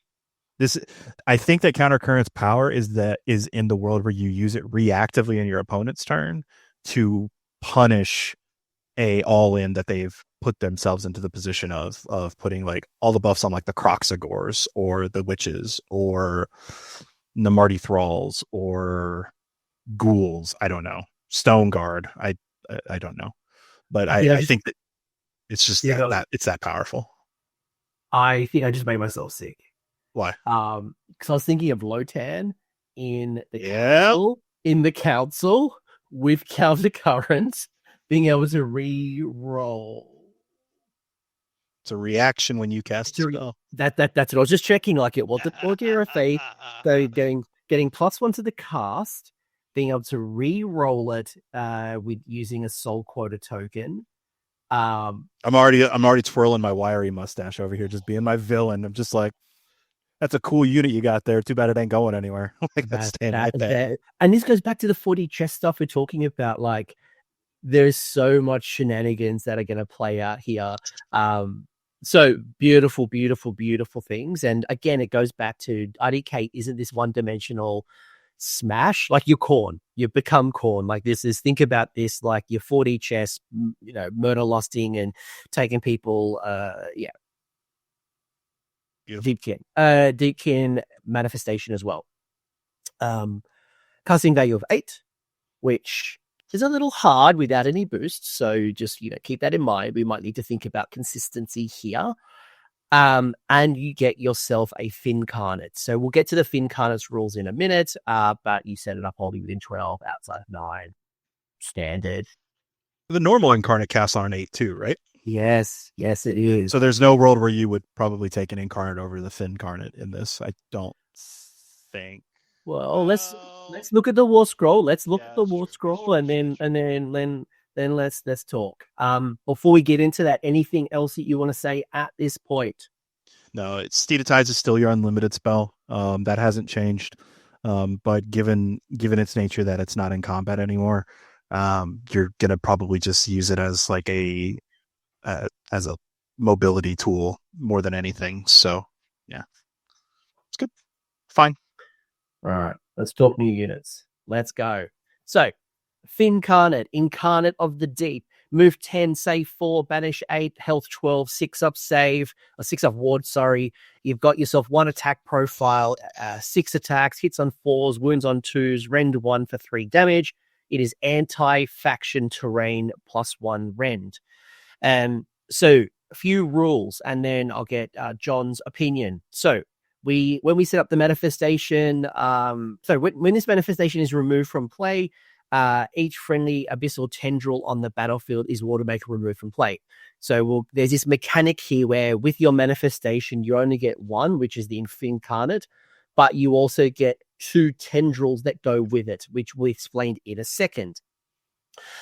Much like the Incarnate, each time this manifestation is targeted by banish ability, if it's banished, it is not banished. Instead, it takes 6 damage points and you can't ward them.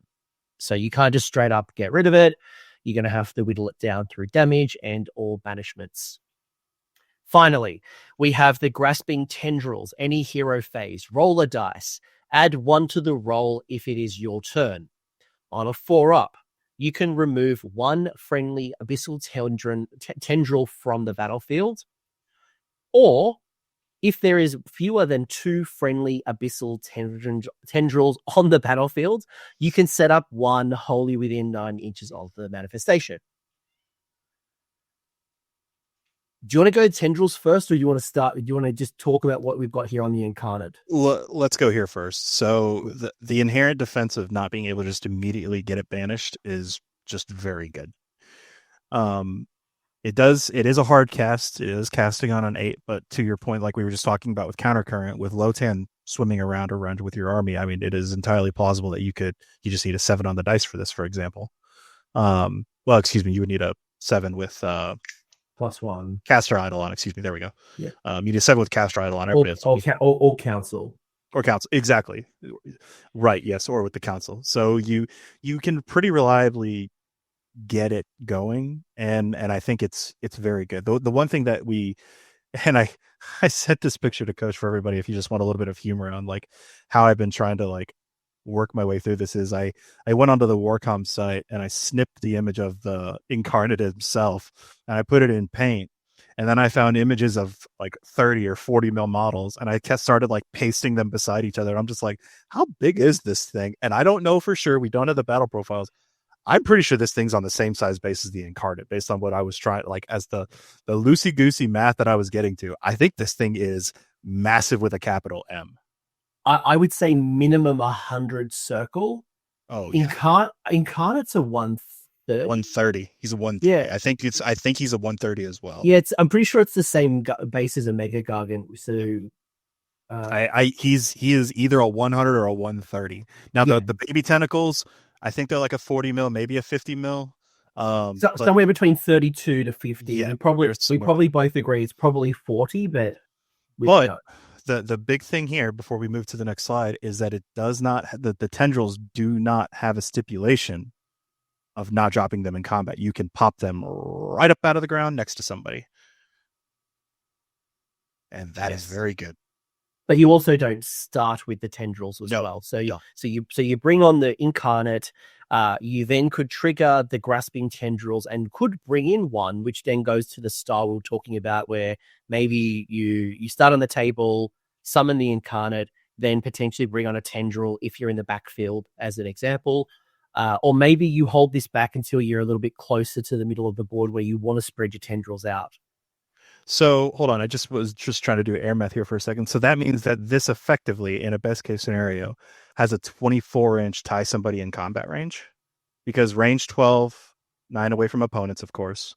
So you summon the Incarnate at 12. Yep. So we summon the Incarnate wholly within 12 inches of the caster, outside of 9 inches of an enemy. Yep. And then we drop a new tentacle 9 inches, wholly within 9 inches of the manifestation. So now we are 21 inches from the caster originally, and 3-inch combat range. So 24 inches you could reach out and touch somebody in combat. Yes.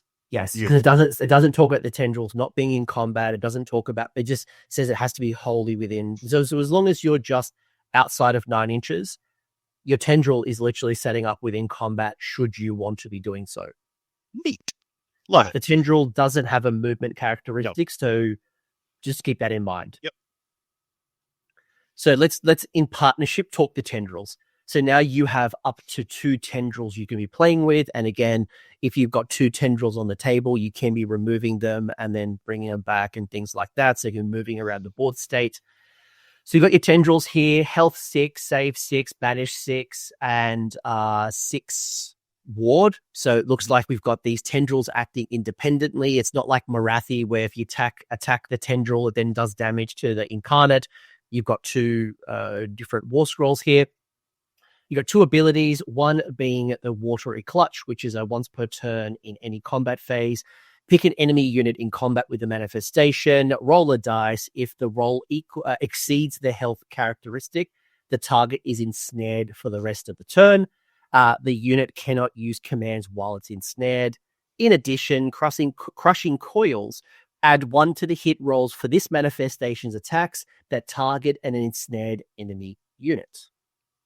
And you got 2 of these. Oh, well, you got up to 2 of these. Up to 2, right? Yeah. You can't have like 6 of these just swimming around. No, it would be 2. Now, the one thing, and I am a little curious on this, is so if you roll the dice and you remove a tentacle and you set up another tentacle, is it the same tentacle? As in, if this has 6 health and I've taken 4, I have 2 remaining. If I hit the roll to remove it and set it up, is it the same tentacle? Does it still have that 4 damage marked, or would this be a new tentacle at full health? I wonder. That's the only thing I wasn't able to really figure out. Because it just says you can remove one and then you set up an abyssal tendril wholly within 9. It doesn't say the same. So I think you could just heal it. I think it would be a fresh tentacle. I'm assuming it's a fresh tentacle because what happens if you fight and kill one? Then that means that I wouldn't be able to bring, like if it was the other case, then you'd only ever be able to bring 1, or you just fight 2, and then there's no tentacles coming out for the rest of the game. I would assume this thing has multiple tentacles, and it's just a fresh model. That would be how I read it, but hopefully there's an errata when it comes out. Just to confirm, because if the thing that you would feel bad for your opponent is if they fight it, like you summon it, you hit the roll, and they're like, well, if I redeploy away from it, because you can, because it doesn't have a movement characteristic, then you don't have to fight it, you don't have to worry about getting ensnared and not receiving commands and whatnot. But the feel bad would be, of course, if they do 5 damage to it, for example, and then on their turn you hit the 4 and you're just like, oh, and see, like I just thought about this too. Could you just remove it from the battlefield and then put it right back where it was, and you just full heal it, and they're still stuck in combat with it? Well, yeah. There's no stipulation where you couldn't set it right back up where it was. Okay, it's very, very good. It's just, this is so many tricks just ready to be a nuisance.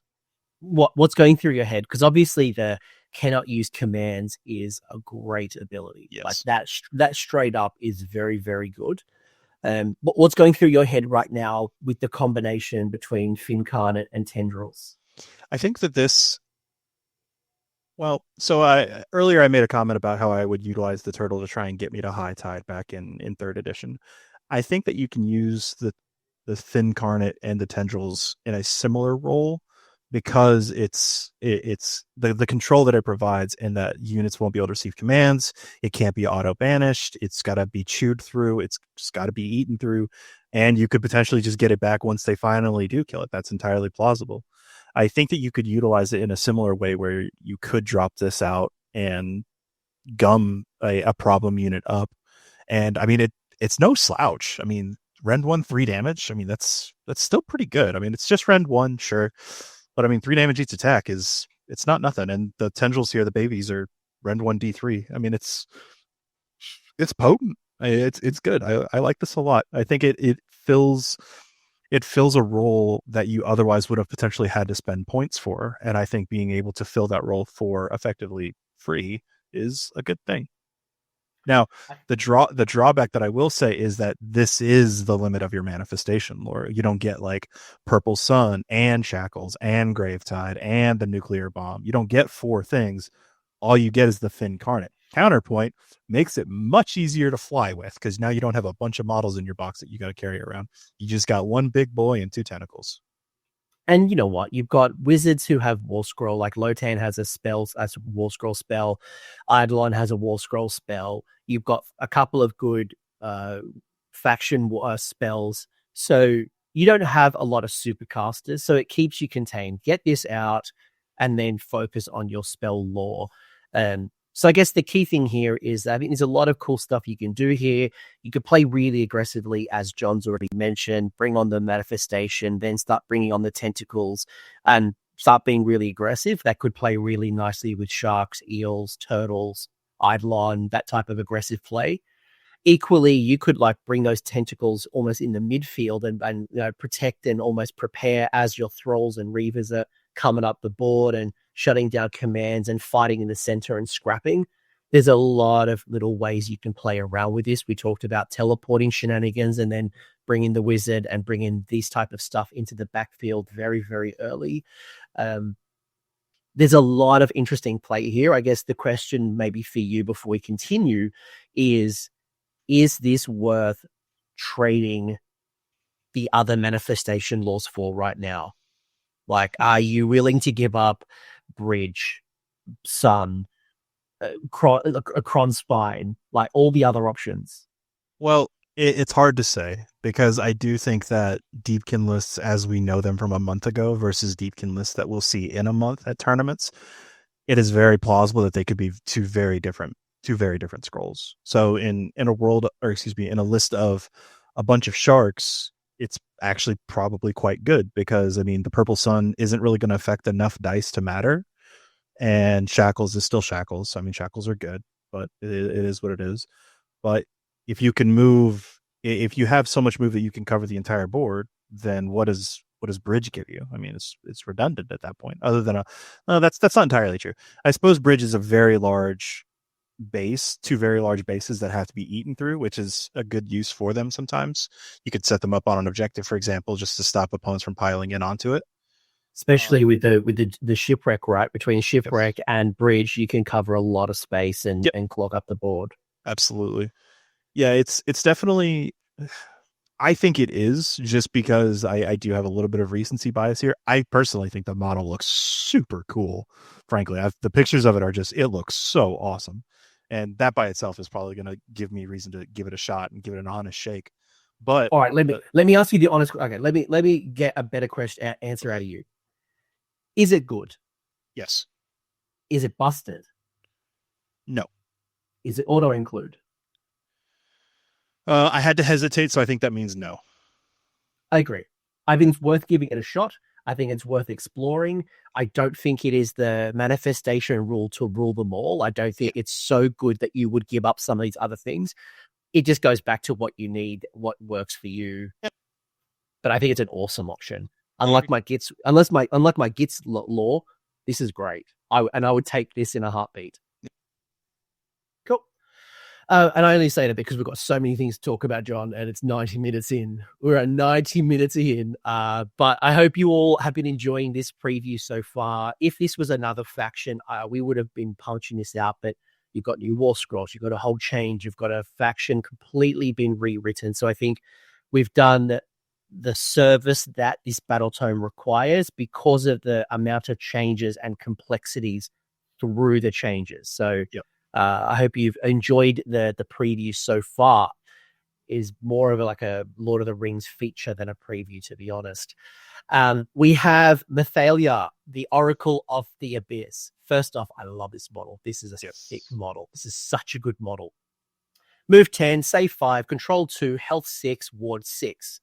You've got a ranged weapon profile, 18 each range, hit 3 attacks, 2s, 4s, range 1 for damage D3, and it can shoot in combat. You've got 2 melee profiles as well, which are okay. They're not great, but they're decent. You're not going to be, they're no Eidolon. You've got 2 abilities here, one being a spell, the Crushing Pressure, which is a casting value of 7, lets you pick a visible enemy unit within 18 to be the target. If you roll that 7 plus, roll a number of dice equal to the target's health characteristic to a maximum of 10. For each 4-up, you deal a mortal damage. In addition, you have Siren Soul of the Abyss, which is any combat phase. Lets you pick 3 friendly Idoneth Deepkin units wholly within 12 inches. And for the rest of the turn, add 1 attack characteristic for the target's companion weapons. She's good. I worry that she's going to be a lot of points. I'm just going to be honest, because her abilities, they they do a lot without doing a lot. And I know that may sound a little strange, but the targets here would be your eels, your shark, or your turtle. I think that's all we have left. So let me make sure before I commit to that. Low to everybody, all the little guys lost their companion weapons. So yeah, it's shark, eels, and turtles. So you would get 1 bonus, eel nibble. Achillean King does have a the deep mares. The deep mares. That's right. Yeah, Okay, fair enough. That's fair right. enough. So yes, you don't really have a whole lot of targets, but being that it's wholly within 12 inches and you do get to pick 3 units to get a bonus attack, I think ideally the target here is sharks, because you could stack this with blood in the water, so you would get 2 bonus attacks for their bites. I think that would be pretty good. I think that's your ideal scenario.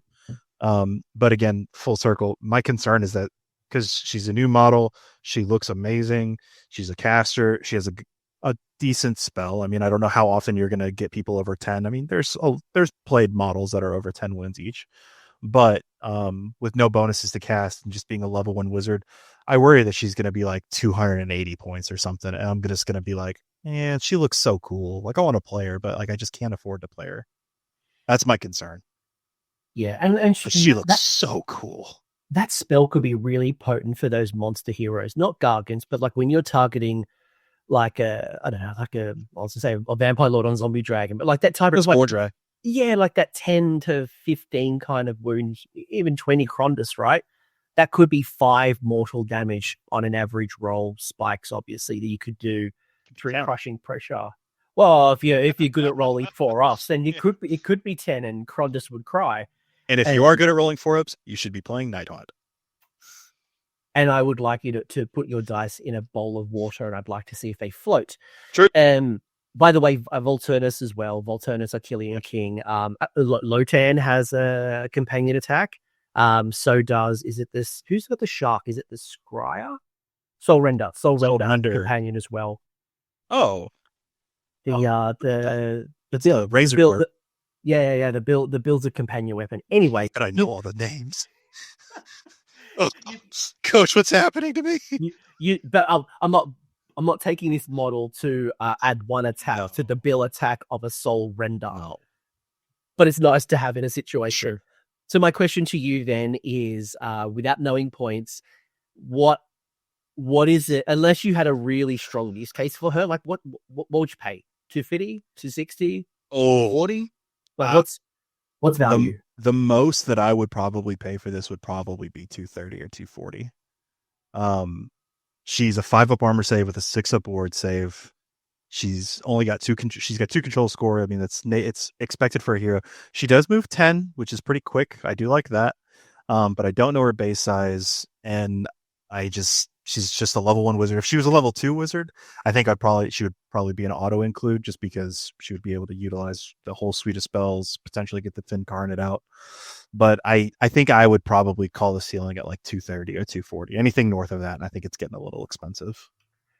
Yeah, I think the health 6 holds it back. Like once you start getting above the 250 mark, you're now almost in Eidolon territory. Yeah. And I'd rather find the extra points for an Eidolon. I'm going to guess that she is 180 to 220. That's my guess. It's the 6 health that holds me back. It's like she has really good abilities, but she's 6 health. Like she's almost like a Crethusa style model. Is it? What? Did you say Crethusa because her feet are out? No, because she's like a glorified hag queen. She's a glorified hag queen. Cut out. You can't let people know I said that. You can't let them know I said that. Gavin would never let me live it down. I'm not coming shy. Oh no, please, Coach, please. You can't let them know. Oh, look, man, if you're in defeat, like, it's all good, man. I'll set up in the card. It's all good, man. Hey, I'm not here to... No, I'm so cooked. All right. Man, whatever. If your people are in defeat, like, you do you. I'm not here to yuck anyone's yum. But I probably see her in a very Crethusa kind of style of like points value. Now, obviously, she has other abilities as well, but like, somewhere around there, like this glorified hag queen, like your hag queen's 120, she's like what? Well, her new War Scroll's 240, I think it is. Or if Michaela was like 190 or 200, I would probably play her. But I think 230 is the ceiling for me personally. But yeah, I could see what 90 to 200. I could see that. Yeah, north of 250, I think the 6 wounds is too much. Unless she had like a 5-up or a 4-up ward like an Indrasa style. Like if we're now talking Indrasa's territory, then it's a different story because the ward is effective health. But at 6 health, 5-up save, she's at high risk of dying. You've got 2 icons. You've got the Ikon of the Storm and the Ikon of the Sea. The Ikon of the Storm has 7 attacks, hits on 3s, wounds on 4s, Ren 1 for 2. 2 abilities. You've got the Whirlpool Fury, which allows enemy units cannot use retreat if they're in combat, and the friendly units can use retreat if they are wholly within 12 and still shoot and or charge. And the Storm of the Blades, once per battle, any combat phase. You can use 2 fight abilities, and then the other one has strike blast. So, thoughts on the icon? Good. The ebb tide being stapled onto him, I think, is good. The one thing that I will note, just for everybody to point out, is that this is new ebb tide, because previously in late second and early third, it was you can retreat and shoot or charge. It was retreat and shoot or retreat and charge. Yeah, we're able to do all 3. The thing that I would say was that you're not quite skinks, because skinks for a while in second could retreat, shoot, charge, pay your taxes, order you Whataburger, and like go to church for you on Sundays. Like skinks could just do everything. Now, that being the case, this guy, you do get all 3: retreat, shoot, and charge. So it's good. I like that. It's the old ebb tide ability stapled onto a little mini hero. So who do you combine this with? Everyone's kind of hard. Who do we want to retreat, shoot, charge? Yeah, it's kind of tough because like the guy that I would want retreating and charging already has retreat and charge on his profile, and that's the Storm Eidolon. And of course, like the Incarnate, I don't think he gets to benefit from this because I don't know if he counts for friendly units for the purposes of this rule. I wouldn't expect so. No. So yeah, no, like the Incarnate can't benefit from it. And Reavers already have the shoot. Shoot. And I mean, well, Reavers in melee combat, something's either gone very right or very, very wrong. So I suppose by process of elimination, I guess that kind of just leaves Thralls and Eels. But Eels aren't really going to get played too much, I don't think. I don't know. Maybe they will. But I hope that Thralls have time to shine. I guess that's kind of like been the undercurrent here. No pun intended. In my feedback is that I do want Thralls to have a little bit of time to shine, because they've always, like, the last time the Thralls were seriously played was like Namardi Core in 2nd edition. I mean, that was oh man, I just blanked. James Tinsdale played that in 2nd edition. He played Namardi Core to great success. It was like 18 Eels in the Namardi Core. That was really the last time Thralls saw tables.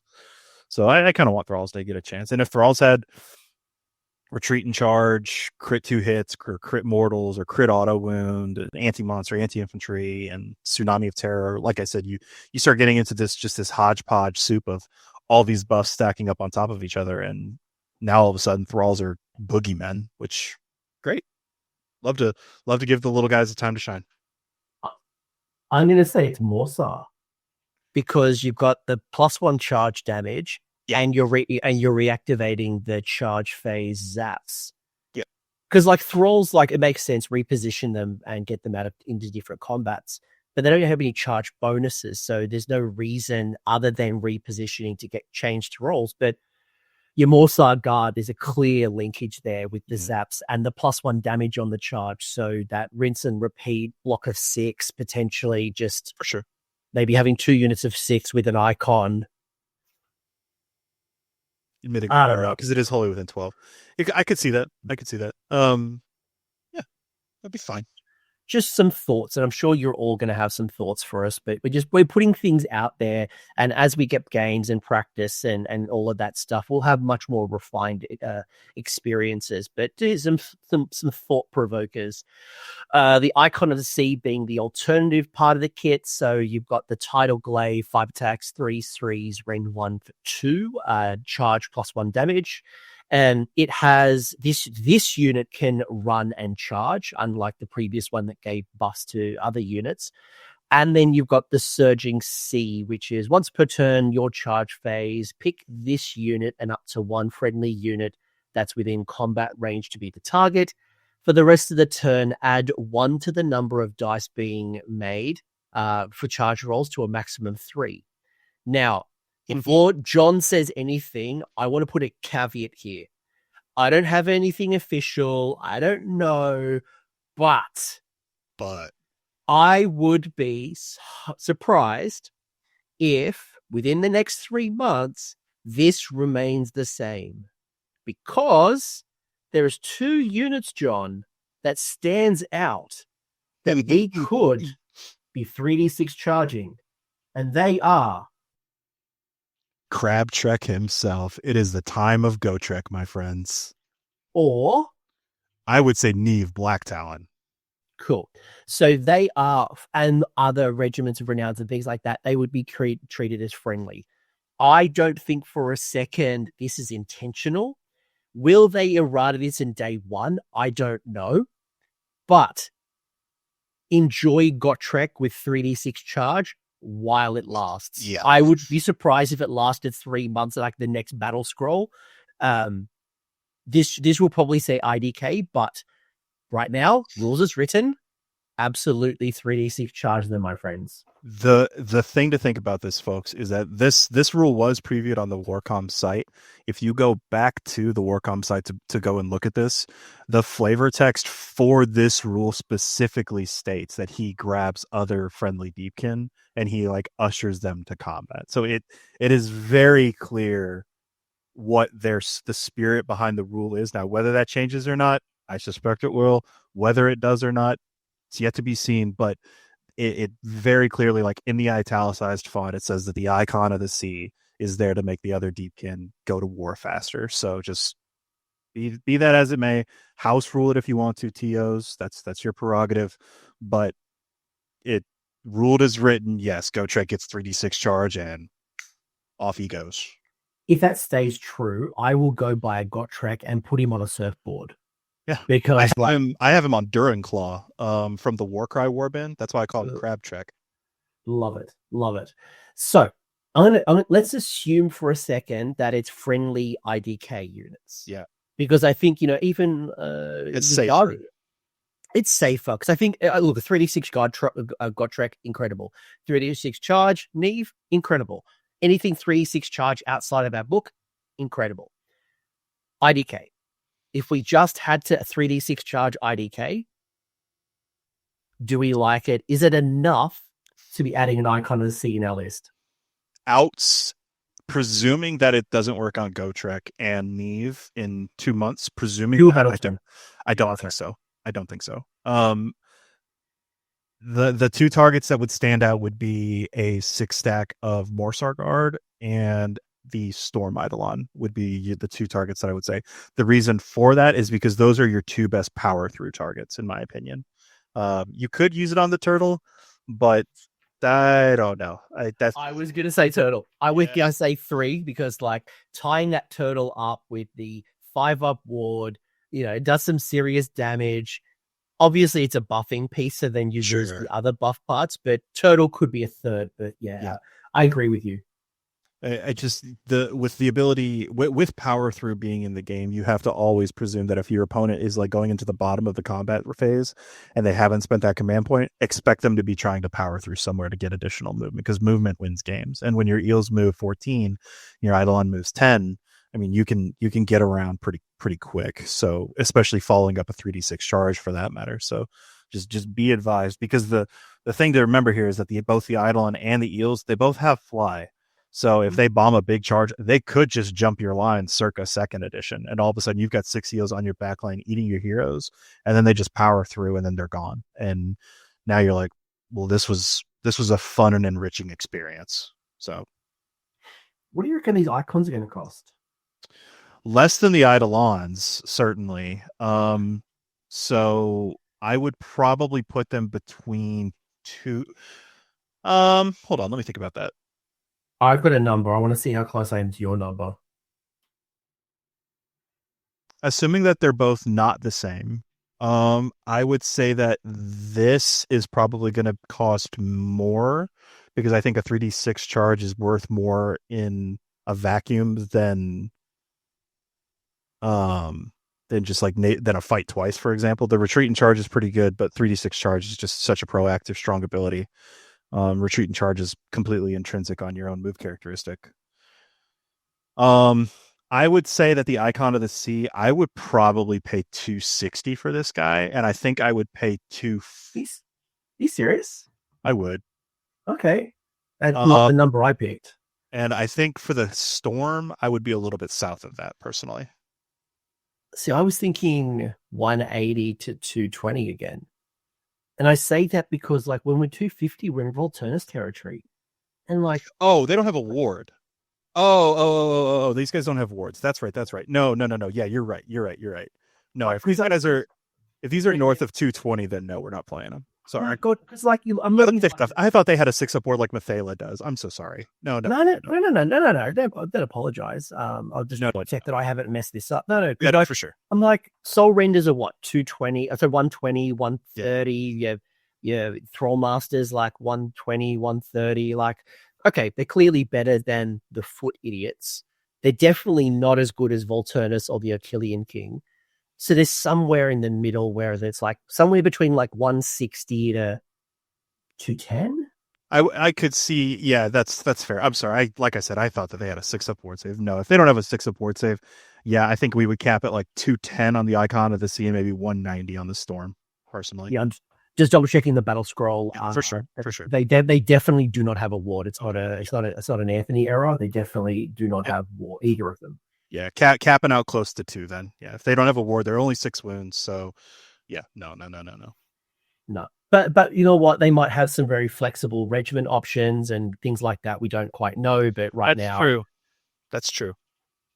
These are our best guess. Yeah, because like that was one of the benefits that when we were going into Index Hammer, we didn't see the pitch battle profiles, and people were just like, "What are these rules? What do I do with this?" And then all of a sudden, like Lumineth comes out, and they have like 2 things that can take everything, and now they're just like the shoe-in heroes. So, yeah, I think that's a good call out for sure. I didn't even actually think about that. That's a good call out.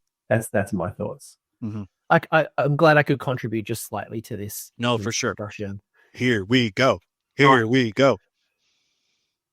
That is the Battletome in itself. There are 2 regiments of renown, as we've talked about, one being around sharks, one being around thralls. There is a Seahead, there is Park the Glory, there is other stuff, and there are 2 armies of renown. John, what were you going to say?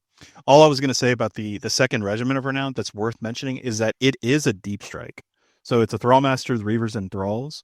So there are some books that don't have the capability to access Deep Strike. So having a Regiment of Renown that could go into Deep Strike, which to be fair, you're in order, so you're probably going to take Callous and Toll anyways. But if you didn't want to take Callous and Toll, you would get the option to have an extra set of 3 units that could go into Deep Strike. So just that's the only thing probably worth calling out there for that. Apart from that, stock, lock, and barrel. It's just the Thrallmaster, Thralls, and Reavers. So yeah. Wow. So the Namadi is a Thrallmaster, a unit of 10 Reavers, 10 Thralls, and then the Bloodthirsty Shiva, which is the other one, is 2 Achillean Alapexes.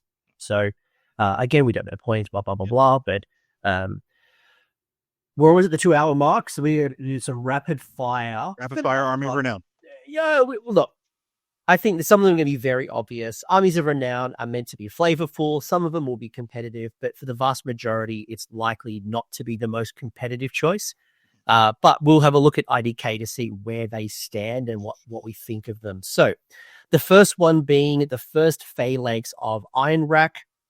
The first thing to remember, folks, with Armies of Renown is you trade your faction ability. So everything we talked about with like spell laws and artifacts and battle formations and all of that stuff we just spoke about is gone. You're trading it for this set of rules. So one or the other.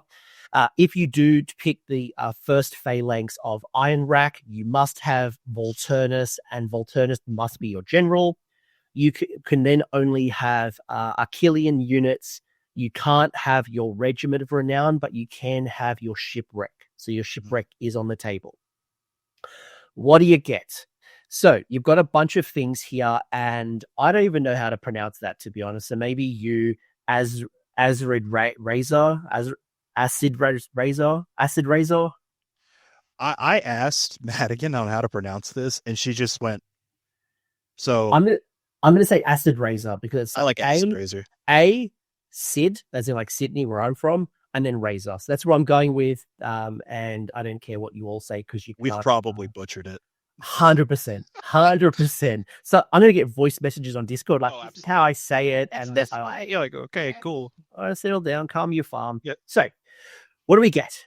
Volturnus is going to get strike first. Just straight up, Volturnus strike first. The end. The other thing you get here is the teachings of Acid Razor, where once per turn in your hero phase, you gain D3 Acid Razor points. Then you can spend your Acid Razor points for one of three things or multiple three things like this. Spend as much as you want. So you have the shield, where in your movement phase, you have to spend a point for it, and you pick a friendly unit in combat to be to use the ability. Then for the rest of the turn, that unit can use the retreat ability and still shoot and or charge, and no mortal damage is taken from the retreat. If you take the spear, in any charge phase, you spend one of those points and you pick a friendly unit not in combat, and you add one to the charge rolls for that unit for the rest of the turn. And then the sword is in your combat phase. You spend a point, pick a friendly unit not in combat. What? Pick a friendly unit that is not in combat. That doesn't sound right. Hold up. That must be wrong. While he's looking, for anybody that's curious, the Iron Rack is the enclave of the Idoneth Deepkin that calls Giron their home. It is also home to the Green Gulch, which is the seat of power for the Iron Rack. What? No, it's right. It's right. You must spend one Acid Razor point each time a friendly first phalanx unit uses this ability. Pick a friendly unit that is not in combat to use this ability. That unit has strike first for the rest of the turn.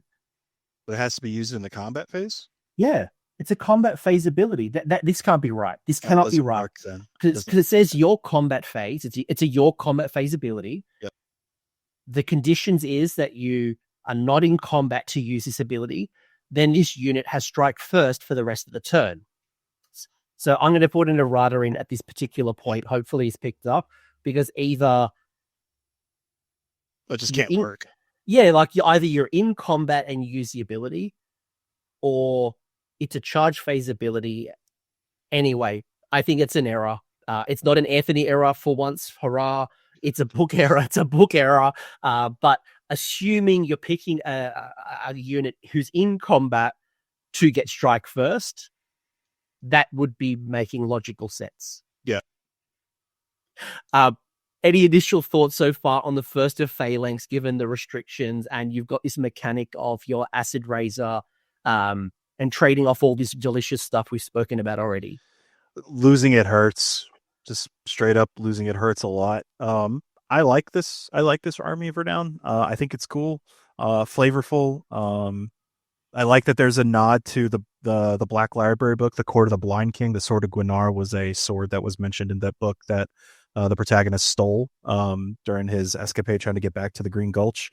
So I think that's pretty cool. But again, like you said, this is flavorful more than anything. Yeah. What type of list are you putting into, like, obviously you got your Achillean units. How would you roughly build this list? Obviously we've got Volturnus. Yeah, Volt has to start it. I think this would be, if you really wanted to emulate a lot of eels with like 2 or 3 sharks, I think that's probably what this would look like. In my head, I see it as Volt with 4 units, an Achillean King with 3 units, and then maybe a second king with some sharks, maybe. Because the issue is that the issue is that it's only a Achillean unit, so you can't take Lotan, because Lotan's not Achillean, he's a Sharon. So you're kind of limited on what you can take, because like you could take an Achillean Thrallmaster, but like why would you? So, and you definitely want an Achillean King for this reason. I just want to put some context as well, because this heroic trait, and yes, it's only a once per battle ability. where no acid razor points would be spent. So it's worth it to not be what's it called? What's when you have points outside a regiment? I've completely forgotten because auxiliary. No one does it. Like nobody's done it. I don't think. Oh, sorry. There's a couple of mad people. I've seen like a 19 drop trog list that was just all auxiliary and some insanity. But you're going to have at least an Achillean king. Yeah, I because I was just racking my brain because it's Volturnos, the king, the eels, the sharks, the turtle, and then the 2 new icons. I think those are and the Thrallmaster. So those are your Achillean options. And so it's like I guess you could put the crest of the Ionrack on one of the icons, but with how good the Achillean King's rule is about where he adds an extra pip of rend to everything he's in combat with, I think that's your shoehorn pick for sure. Yeah, because Mathalia is not Achillea. She's Sharon. Yeah. Yeah. While the icons are Achillean. Yep. So, yeah. By the way, you've also got one artifact, and that is your 6-up ward. And then what you have instead, so there is no native wizards in this build. So there's no spell lore, there's no manifestation lore. But what you do get is a set of, I don't want to call them monstrous enhancements because technically they're not. You have this thing called, Bond Beast traits, and you give them to one unit. One. So you can either pick the Void Chill Darkness, nice to see you back, subtract 1 from hit rolls for attacks that target this unit if the unit has charged, Deep Connection, where ignoring the effects of companion weapon abilities on this unit's weapons, or you've got the Swift Finned Skirmishers, which is a reaction declared for a redeploy, and basically you get a minimum 4-inch redeploy. Mm-hmm. It is for just that unit, though. It's not like a tactical commander from Lumineth, where it's if they issue it, it's just for the cav that use it. They would get Swift Finned Skirmisher. A big change to Void Chill Darkness is that Void Chill used to just be static -1 to hit. This one you have to have charged. It's been gone for a while because we didn't have mount traits for a long time. But that is, if anybody remembers old Void Chill Darkness, it's a little different than what it used to be. So just keep that in mind before you see you're just like, it's back, and then you run it out and inadvertently, misplay a rule. So I do like Deep Connection. I think that opens up some really cool abilities where you're just all of a sudden you're like, all right, I don't have to, they're not companions anymore. Now all of a sudden they get to benefit from extra rend or any other rules for that matter. I quite like that. I think that's a cool it's a cool mount trait to have. So again, flavorful, cool. I like it. It's neat. Overall, first impressions of the first Phalanx, is it good? I think this is almost I think this is almost assuredly a 3-2-4-1 army. I think you probably cap there though. I think you're going to give away too many of the battle traits, the flexibility from the new battle traits to really go that 5-0. Could it happen? Absolutely. A Savant could take this to 5-0. But I think it would be difficult because not more importantly than losing your battle traits, but just as importantly as losing your battle traits, you're losing good casters now, and you're losing good spell lore, manifestation potentially, and you're losing out on the Namarti as well. So you're giving up a lot to gain some, but it's not all that in a bag of chips, because like the thing to remember here is that its emphasis is on Achillean. That's great, but you can't take Achillean Beastmasters with this. So if you could somehow like combine them, then sure, maybe, but no, you give up the consistency of +1 to hit for all your companion weapons for the abilities that are provided here in the first Phalanx of the Ionrack. So, and I don't think what you're gaining is that good. Like, yeah, strike first Volty is good, but. And I think what you just said about 4-1 is generous. I think this is definitely a 2-3-3-2. Obviously, if you're a really good player or really lucky, you could go 4-1. Maybe if the divine heavens open up and bless you, you go 5-0. But I think you're trading complexity for simplicity, and you're going all in on your Achillean. And I think if that's the style of like just smash, cool. But I think to your point as well, I'd rather pick the same list and just put it into IDK and go with the what's it called? The Beastmasters battle formation. Achillean Beastmasters. I would rather that, especially with the changes with all out attack right now. Yep. Yeah, plus one to hit and minus one to hit are very, very lucrative now, we'll say. So Yeah, but they're there. It's cool. It's fun. It's different, and I'm glad that they're there. The other army of renown. oh boy, yeah, this is an interesting one. The Wardens of, how on earth do I say that? Corallium. Corallium. Thank you, my friend. I could have gone to ChatGPT for that one, but I did not. Wardens of the Corallium, and same dealio. You're trading all of your battle formations and stuff for these set of rules. You do get so your list has to include an Eidolon, so an aspect of the storm or the sea. But as Jon pointing out, it's only one. You could only have one, which I thought that sucked a little bit. I'm like, I would have loved both, but no, you have to have one, and no more than one, and it has to be the general. Then you can have any Ishran units, any Namadi units, any of your Achillean infantry units. You can't have a regiment of renown. You can have your faction terrain. What do you get? Oh boy. So you've got a deployment rule where once per battle deployment phase, you must pick basically... the Eidolon goes to the strike. Yeah, that's it. That's where I'm like, where is it? Basically, the Eidolon. Yeah, perfect. Thank you. I was like, oh, where is it? It's interesting here because the Eidolon goes into deep strike by herself, but the rest of the battalion does not necessarily. So the rest of the battalion goes onto the board, and the Eidolon goes by herself. So if the thing here for just very quick is just that she goes in by herself, and if you're going to lose the drops, just put her in by herself for your first drop, and you give no information, and you're just like, okay, I'm good. Yeah, love that. I love that. You've got a passive ability where each time you gain up to 1 Colorium spirit point, you gain a spirit point if one of the following happens. So you make an unmodified casting roll of 8 or more for a friendly wizard. An enemy unit is destroyed while it's within 12 inches of a friendly Isharan unit, or a friendly unit is destroyed while it is wholly within 12 inches of any friendly Isharan units, or while it's contesting an objective you control. You've got this once per battle in your combat phase Tsunami ability, where you can only use this ability if you have 3 or more of those points. Picking a friendly unit that is awaiting to be summoned, so our Eidolon, and then you set them up anywhere on the battlefield. Then you inflict D3 mortal damage to each unit in combat or enemy units in combat phase. So outside of 9, just straight up pops up into combat.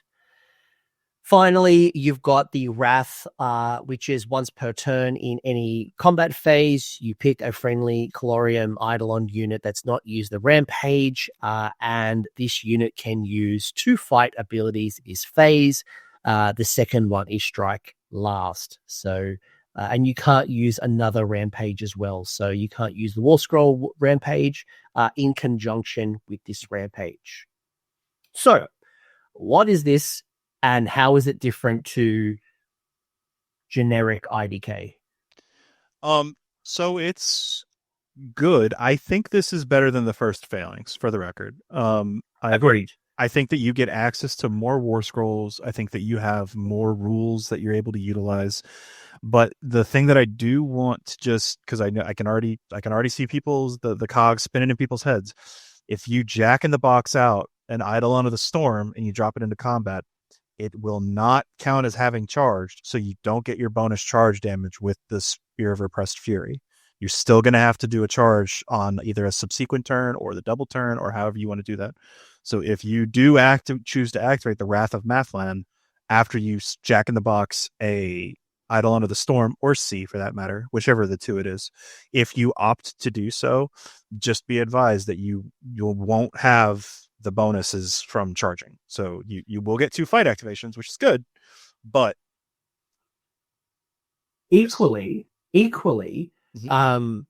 because the Idol of the Sting, they're like, oh, you don't need to charge. That's a good point, little Jimmy, except that's a Rampage. So the Idol of the Sea are not charging and then being able to shut down commands on a 3-up. That's a Rampage. So you wouldn't be able to use the Wrath and that ability. So you're picking your battles here.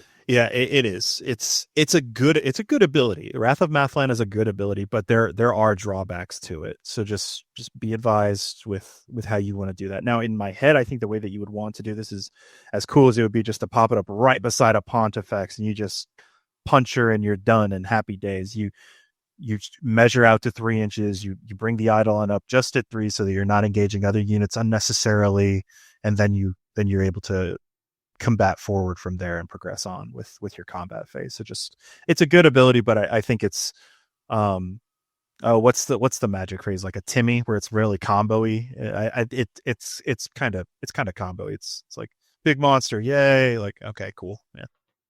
Yeah, the thing for me is people who want to use this ability are likely looking like, I'm going to put my Eidolon with its big base and try to like tap as many opponent units as possible and do as much splash damage as possible.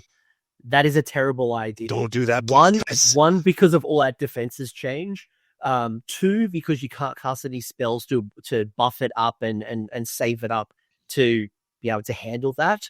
But 3, I actually see this more of a sniper unit than actually this just more crusher go in and just cause havoc to every unit physically possible, because it won't hold you down for a long period of time.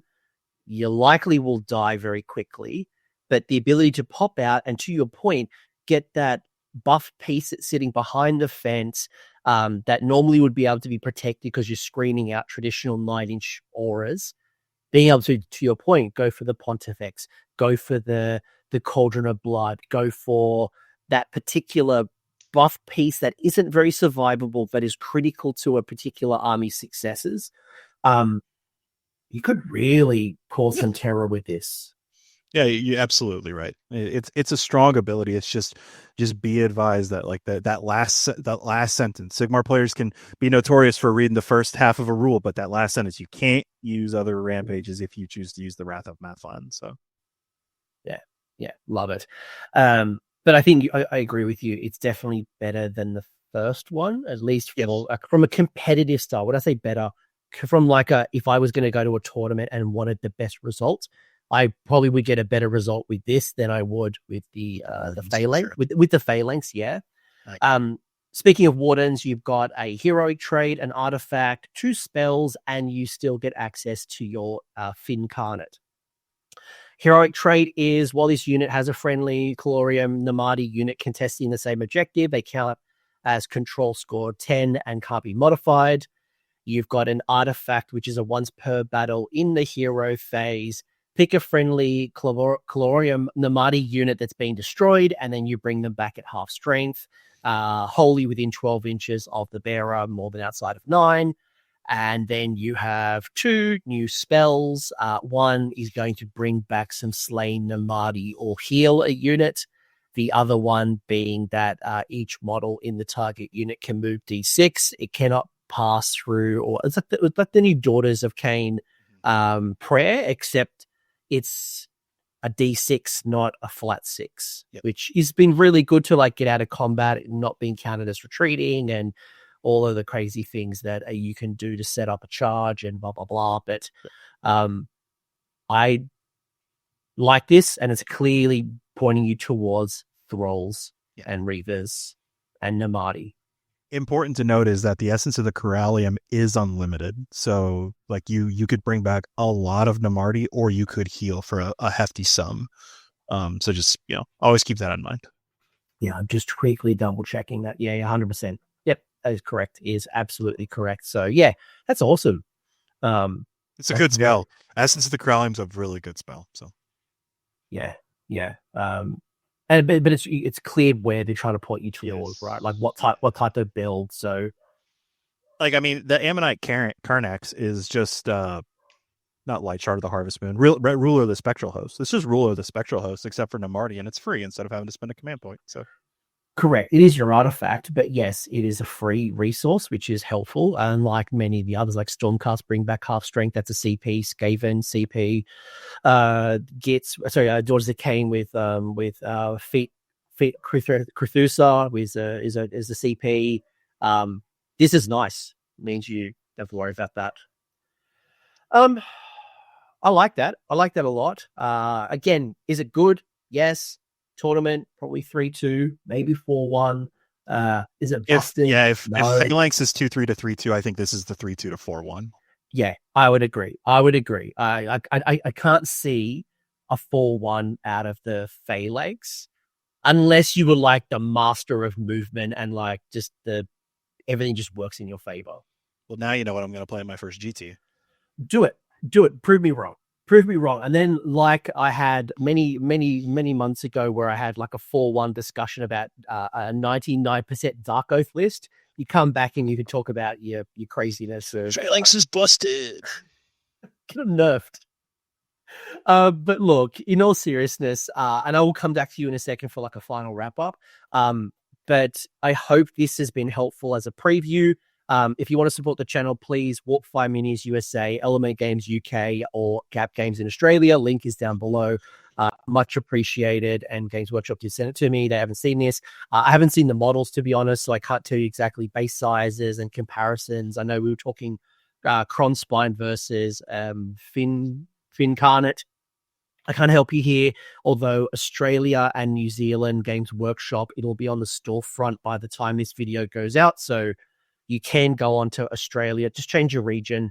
Australia and or New Zealand will have them for sale, and you can see in the description the base sizes if that's important to you, and you can work out some of this stuff and blah, blah, blah. But John, let's bring this home. How are you feeling now? We're at 4th edition. You've done incredibly well with the index. You've got a whole bunch of new rules and tweaks and playstyle adjustments and alternative builds through Armies of Renown. Like, how are you feeling, and what is the last advice you would give players who have gotten to this far? I feel good. It's refreshing to have a lot of options now. Now, whether they're all super competitively viable, whether they're good in teams or good in solo, that's to be determined. The book isn't even street legal yet, but having the options is better than just not having options at all. And being like I said earlier, shackled to this tides of death like we used to be is just not having that rigidity anymore. It's just such a breath of fresh air for the book, man. It's so refreshing. It's great to see feedback that has been provided by multiple great Deepkin pilots. Like I mentioned, Ben Spinetti and James Tinsdale as like some of the old guard. Then you've got people like Aaron Newbaum, for example, who does great on the West Coast. Gareth over in the UK. You've got so many good Deepkin players. My boy Liam. Exactly, Liam as well. You've got so many great Deepkin players that have been giving GW just like this not advice, excuse me. They've been giving them feedback for all this time on multiple hundreds of games at this point, and just like how it doesn't feel great, and it's all been changed. They listened to most of it. And we just have such a great book. It feels fully baked now. It feels good. It feels that you have like decisions that you can make that feel impactful. It feels like there's a lot of emphasis put on the player, the pilot itself, instead of you just hedging all of your bets on the eels. It's so awesome to see, man. As somebody that's just been there since day zero, it's so cool to see what this book and what this faction has become from its inception to Broken Realms to 3rd edition to Index Hammer and now to a brand new book here in 4th edition. It's just so cool to see, man. And I'm so excited to get my hands on it and get playing it. I'm going to disagree with you on one point. I don't feel like it's fully formed. I haven't got my Kraken. Still haven't got my Philadelphians. Sure. Still don't have my big crab. Like, give me some more sea creatures, less elves, more creatures. Give me some weird and wonderful. Give me a whale. Give me some stuff from the sea and scare the bejesus out of me, because some of that deep sea stuff is horrifying when you go into Google Images. But jokes aside, I agree with you. And maybe the last thing I'll share with you is, look, I'm not a Deepkin player. I do have the Spearhead. It's something that aspirationally, it's one of the armies that I really want to start, because I have a lot of hobby inspiration doing like water and resin bases, looking at like the color shift metallic paints and thinking what you could do to emulate that really shiny glow on like fish scales and things like that. I think it's a painter's dream. Yeah.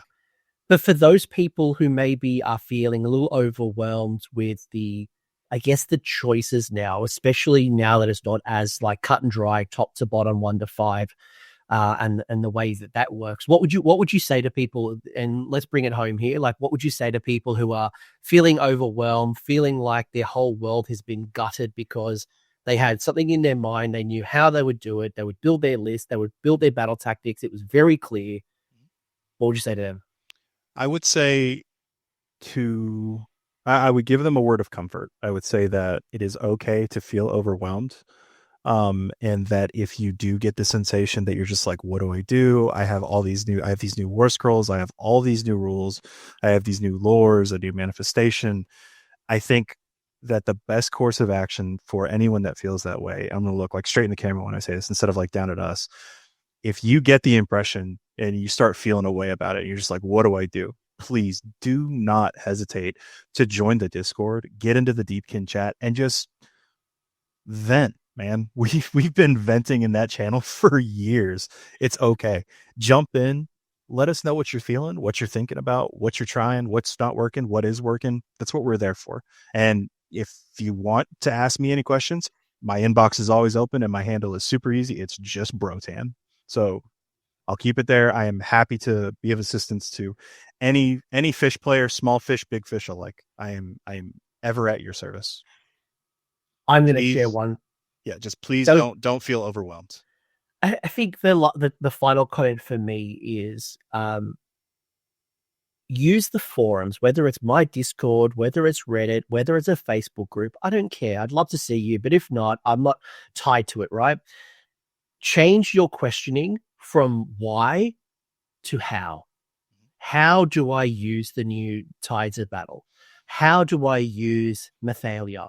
How do I start thinking about and be curious with your exploration? Be curious on the tabletop. Be curious about the lessons that you learn, because it will pay dividends in the long run. If you just try to build the list that rules them all and dominate the tables as quick as possible, anytime anything changes, you'll be back to square one and you'll have frustration. Understand your book, really test it out. Try your existing list. Take the turtle out. Add more thralls. Bring in an Eidolon. Run 2 Eidolons. Try Volturnus. Like, play around and explore your book. And then by the time, and like, play with your soggy stuff. Play with SOG. And then by the time that by the time we get to these big events, right? You got your LVOs, your Adepticons, your World Championships, your the big German event coming up in a few months' time. My event, Sydney GT, 160 players. It's just a little one, but like by the time you've got some solid reps in, and you'll be in a really good position. So, folks, this is it. We could keep talking forever. Jon, incredible player, incredible guest. I appreciate your wonderful insights. Any shout outs or any businesses you'd want to talk about at this particular point, and maybe put some awareness onto anything? For sure. So as everybody has seen behind me, my wife, she has a fantastic Etsy store. It's Tiffert's Treasures. She produces the clear objective markers, as well as measuring sticks, trays, trophies for events, the whole 9 yards. So she's a really great Etsy store that she runs. She does a very quick shipping. It's all made here in America. So if you're interested in supporting a small business, you're more than welcome to support her. In terms of shout outs, she gets the first one. She's the glue that holds us all together. I don't know what I would do without her. Next would probably be Circle of Friends, Nick True, absolutely Dr. True. He's one of the best. Gavin, Neth, Gareth Thomas, Madigan, all the meddlers, always the meddlers. We're always meddlers. See, my last two would be my folks, because I love them to pieces. And my home store, Frontline Games, with Randy Peterson, is where I got into gaming. He was welcoming when I started in Clarksville, Tennessee, and he'll always have a place in my heart. That was beautiful. And just to highlight as well, something I saw Michelle's been making recently that I'm a really big fan of. I think it's solving a problem that a lot of us have now found ourselves into. We've got our beautiful objective markers. This is completely unplanned, by the way. It just happens to be on my desk. All these beautiful Games Workshop objective markers, but now I've got the current season. Right, I really want to still use my neoprene or acrylic or whatever.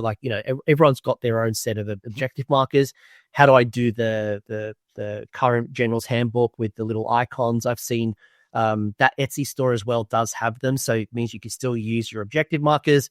Anyway, there's not a sales pitch, completely unplanned. I just appreciate what her shop has. I'll put the link down below in the episode as well.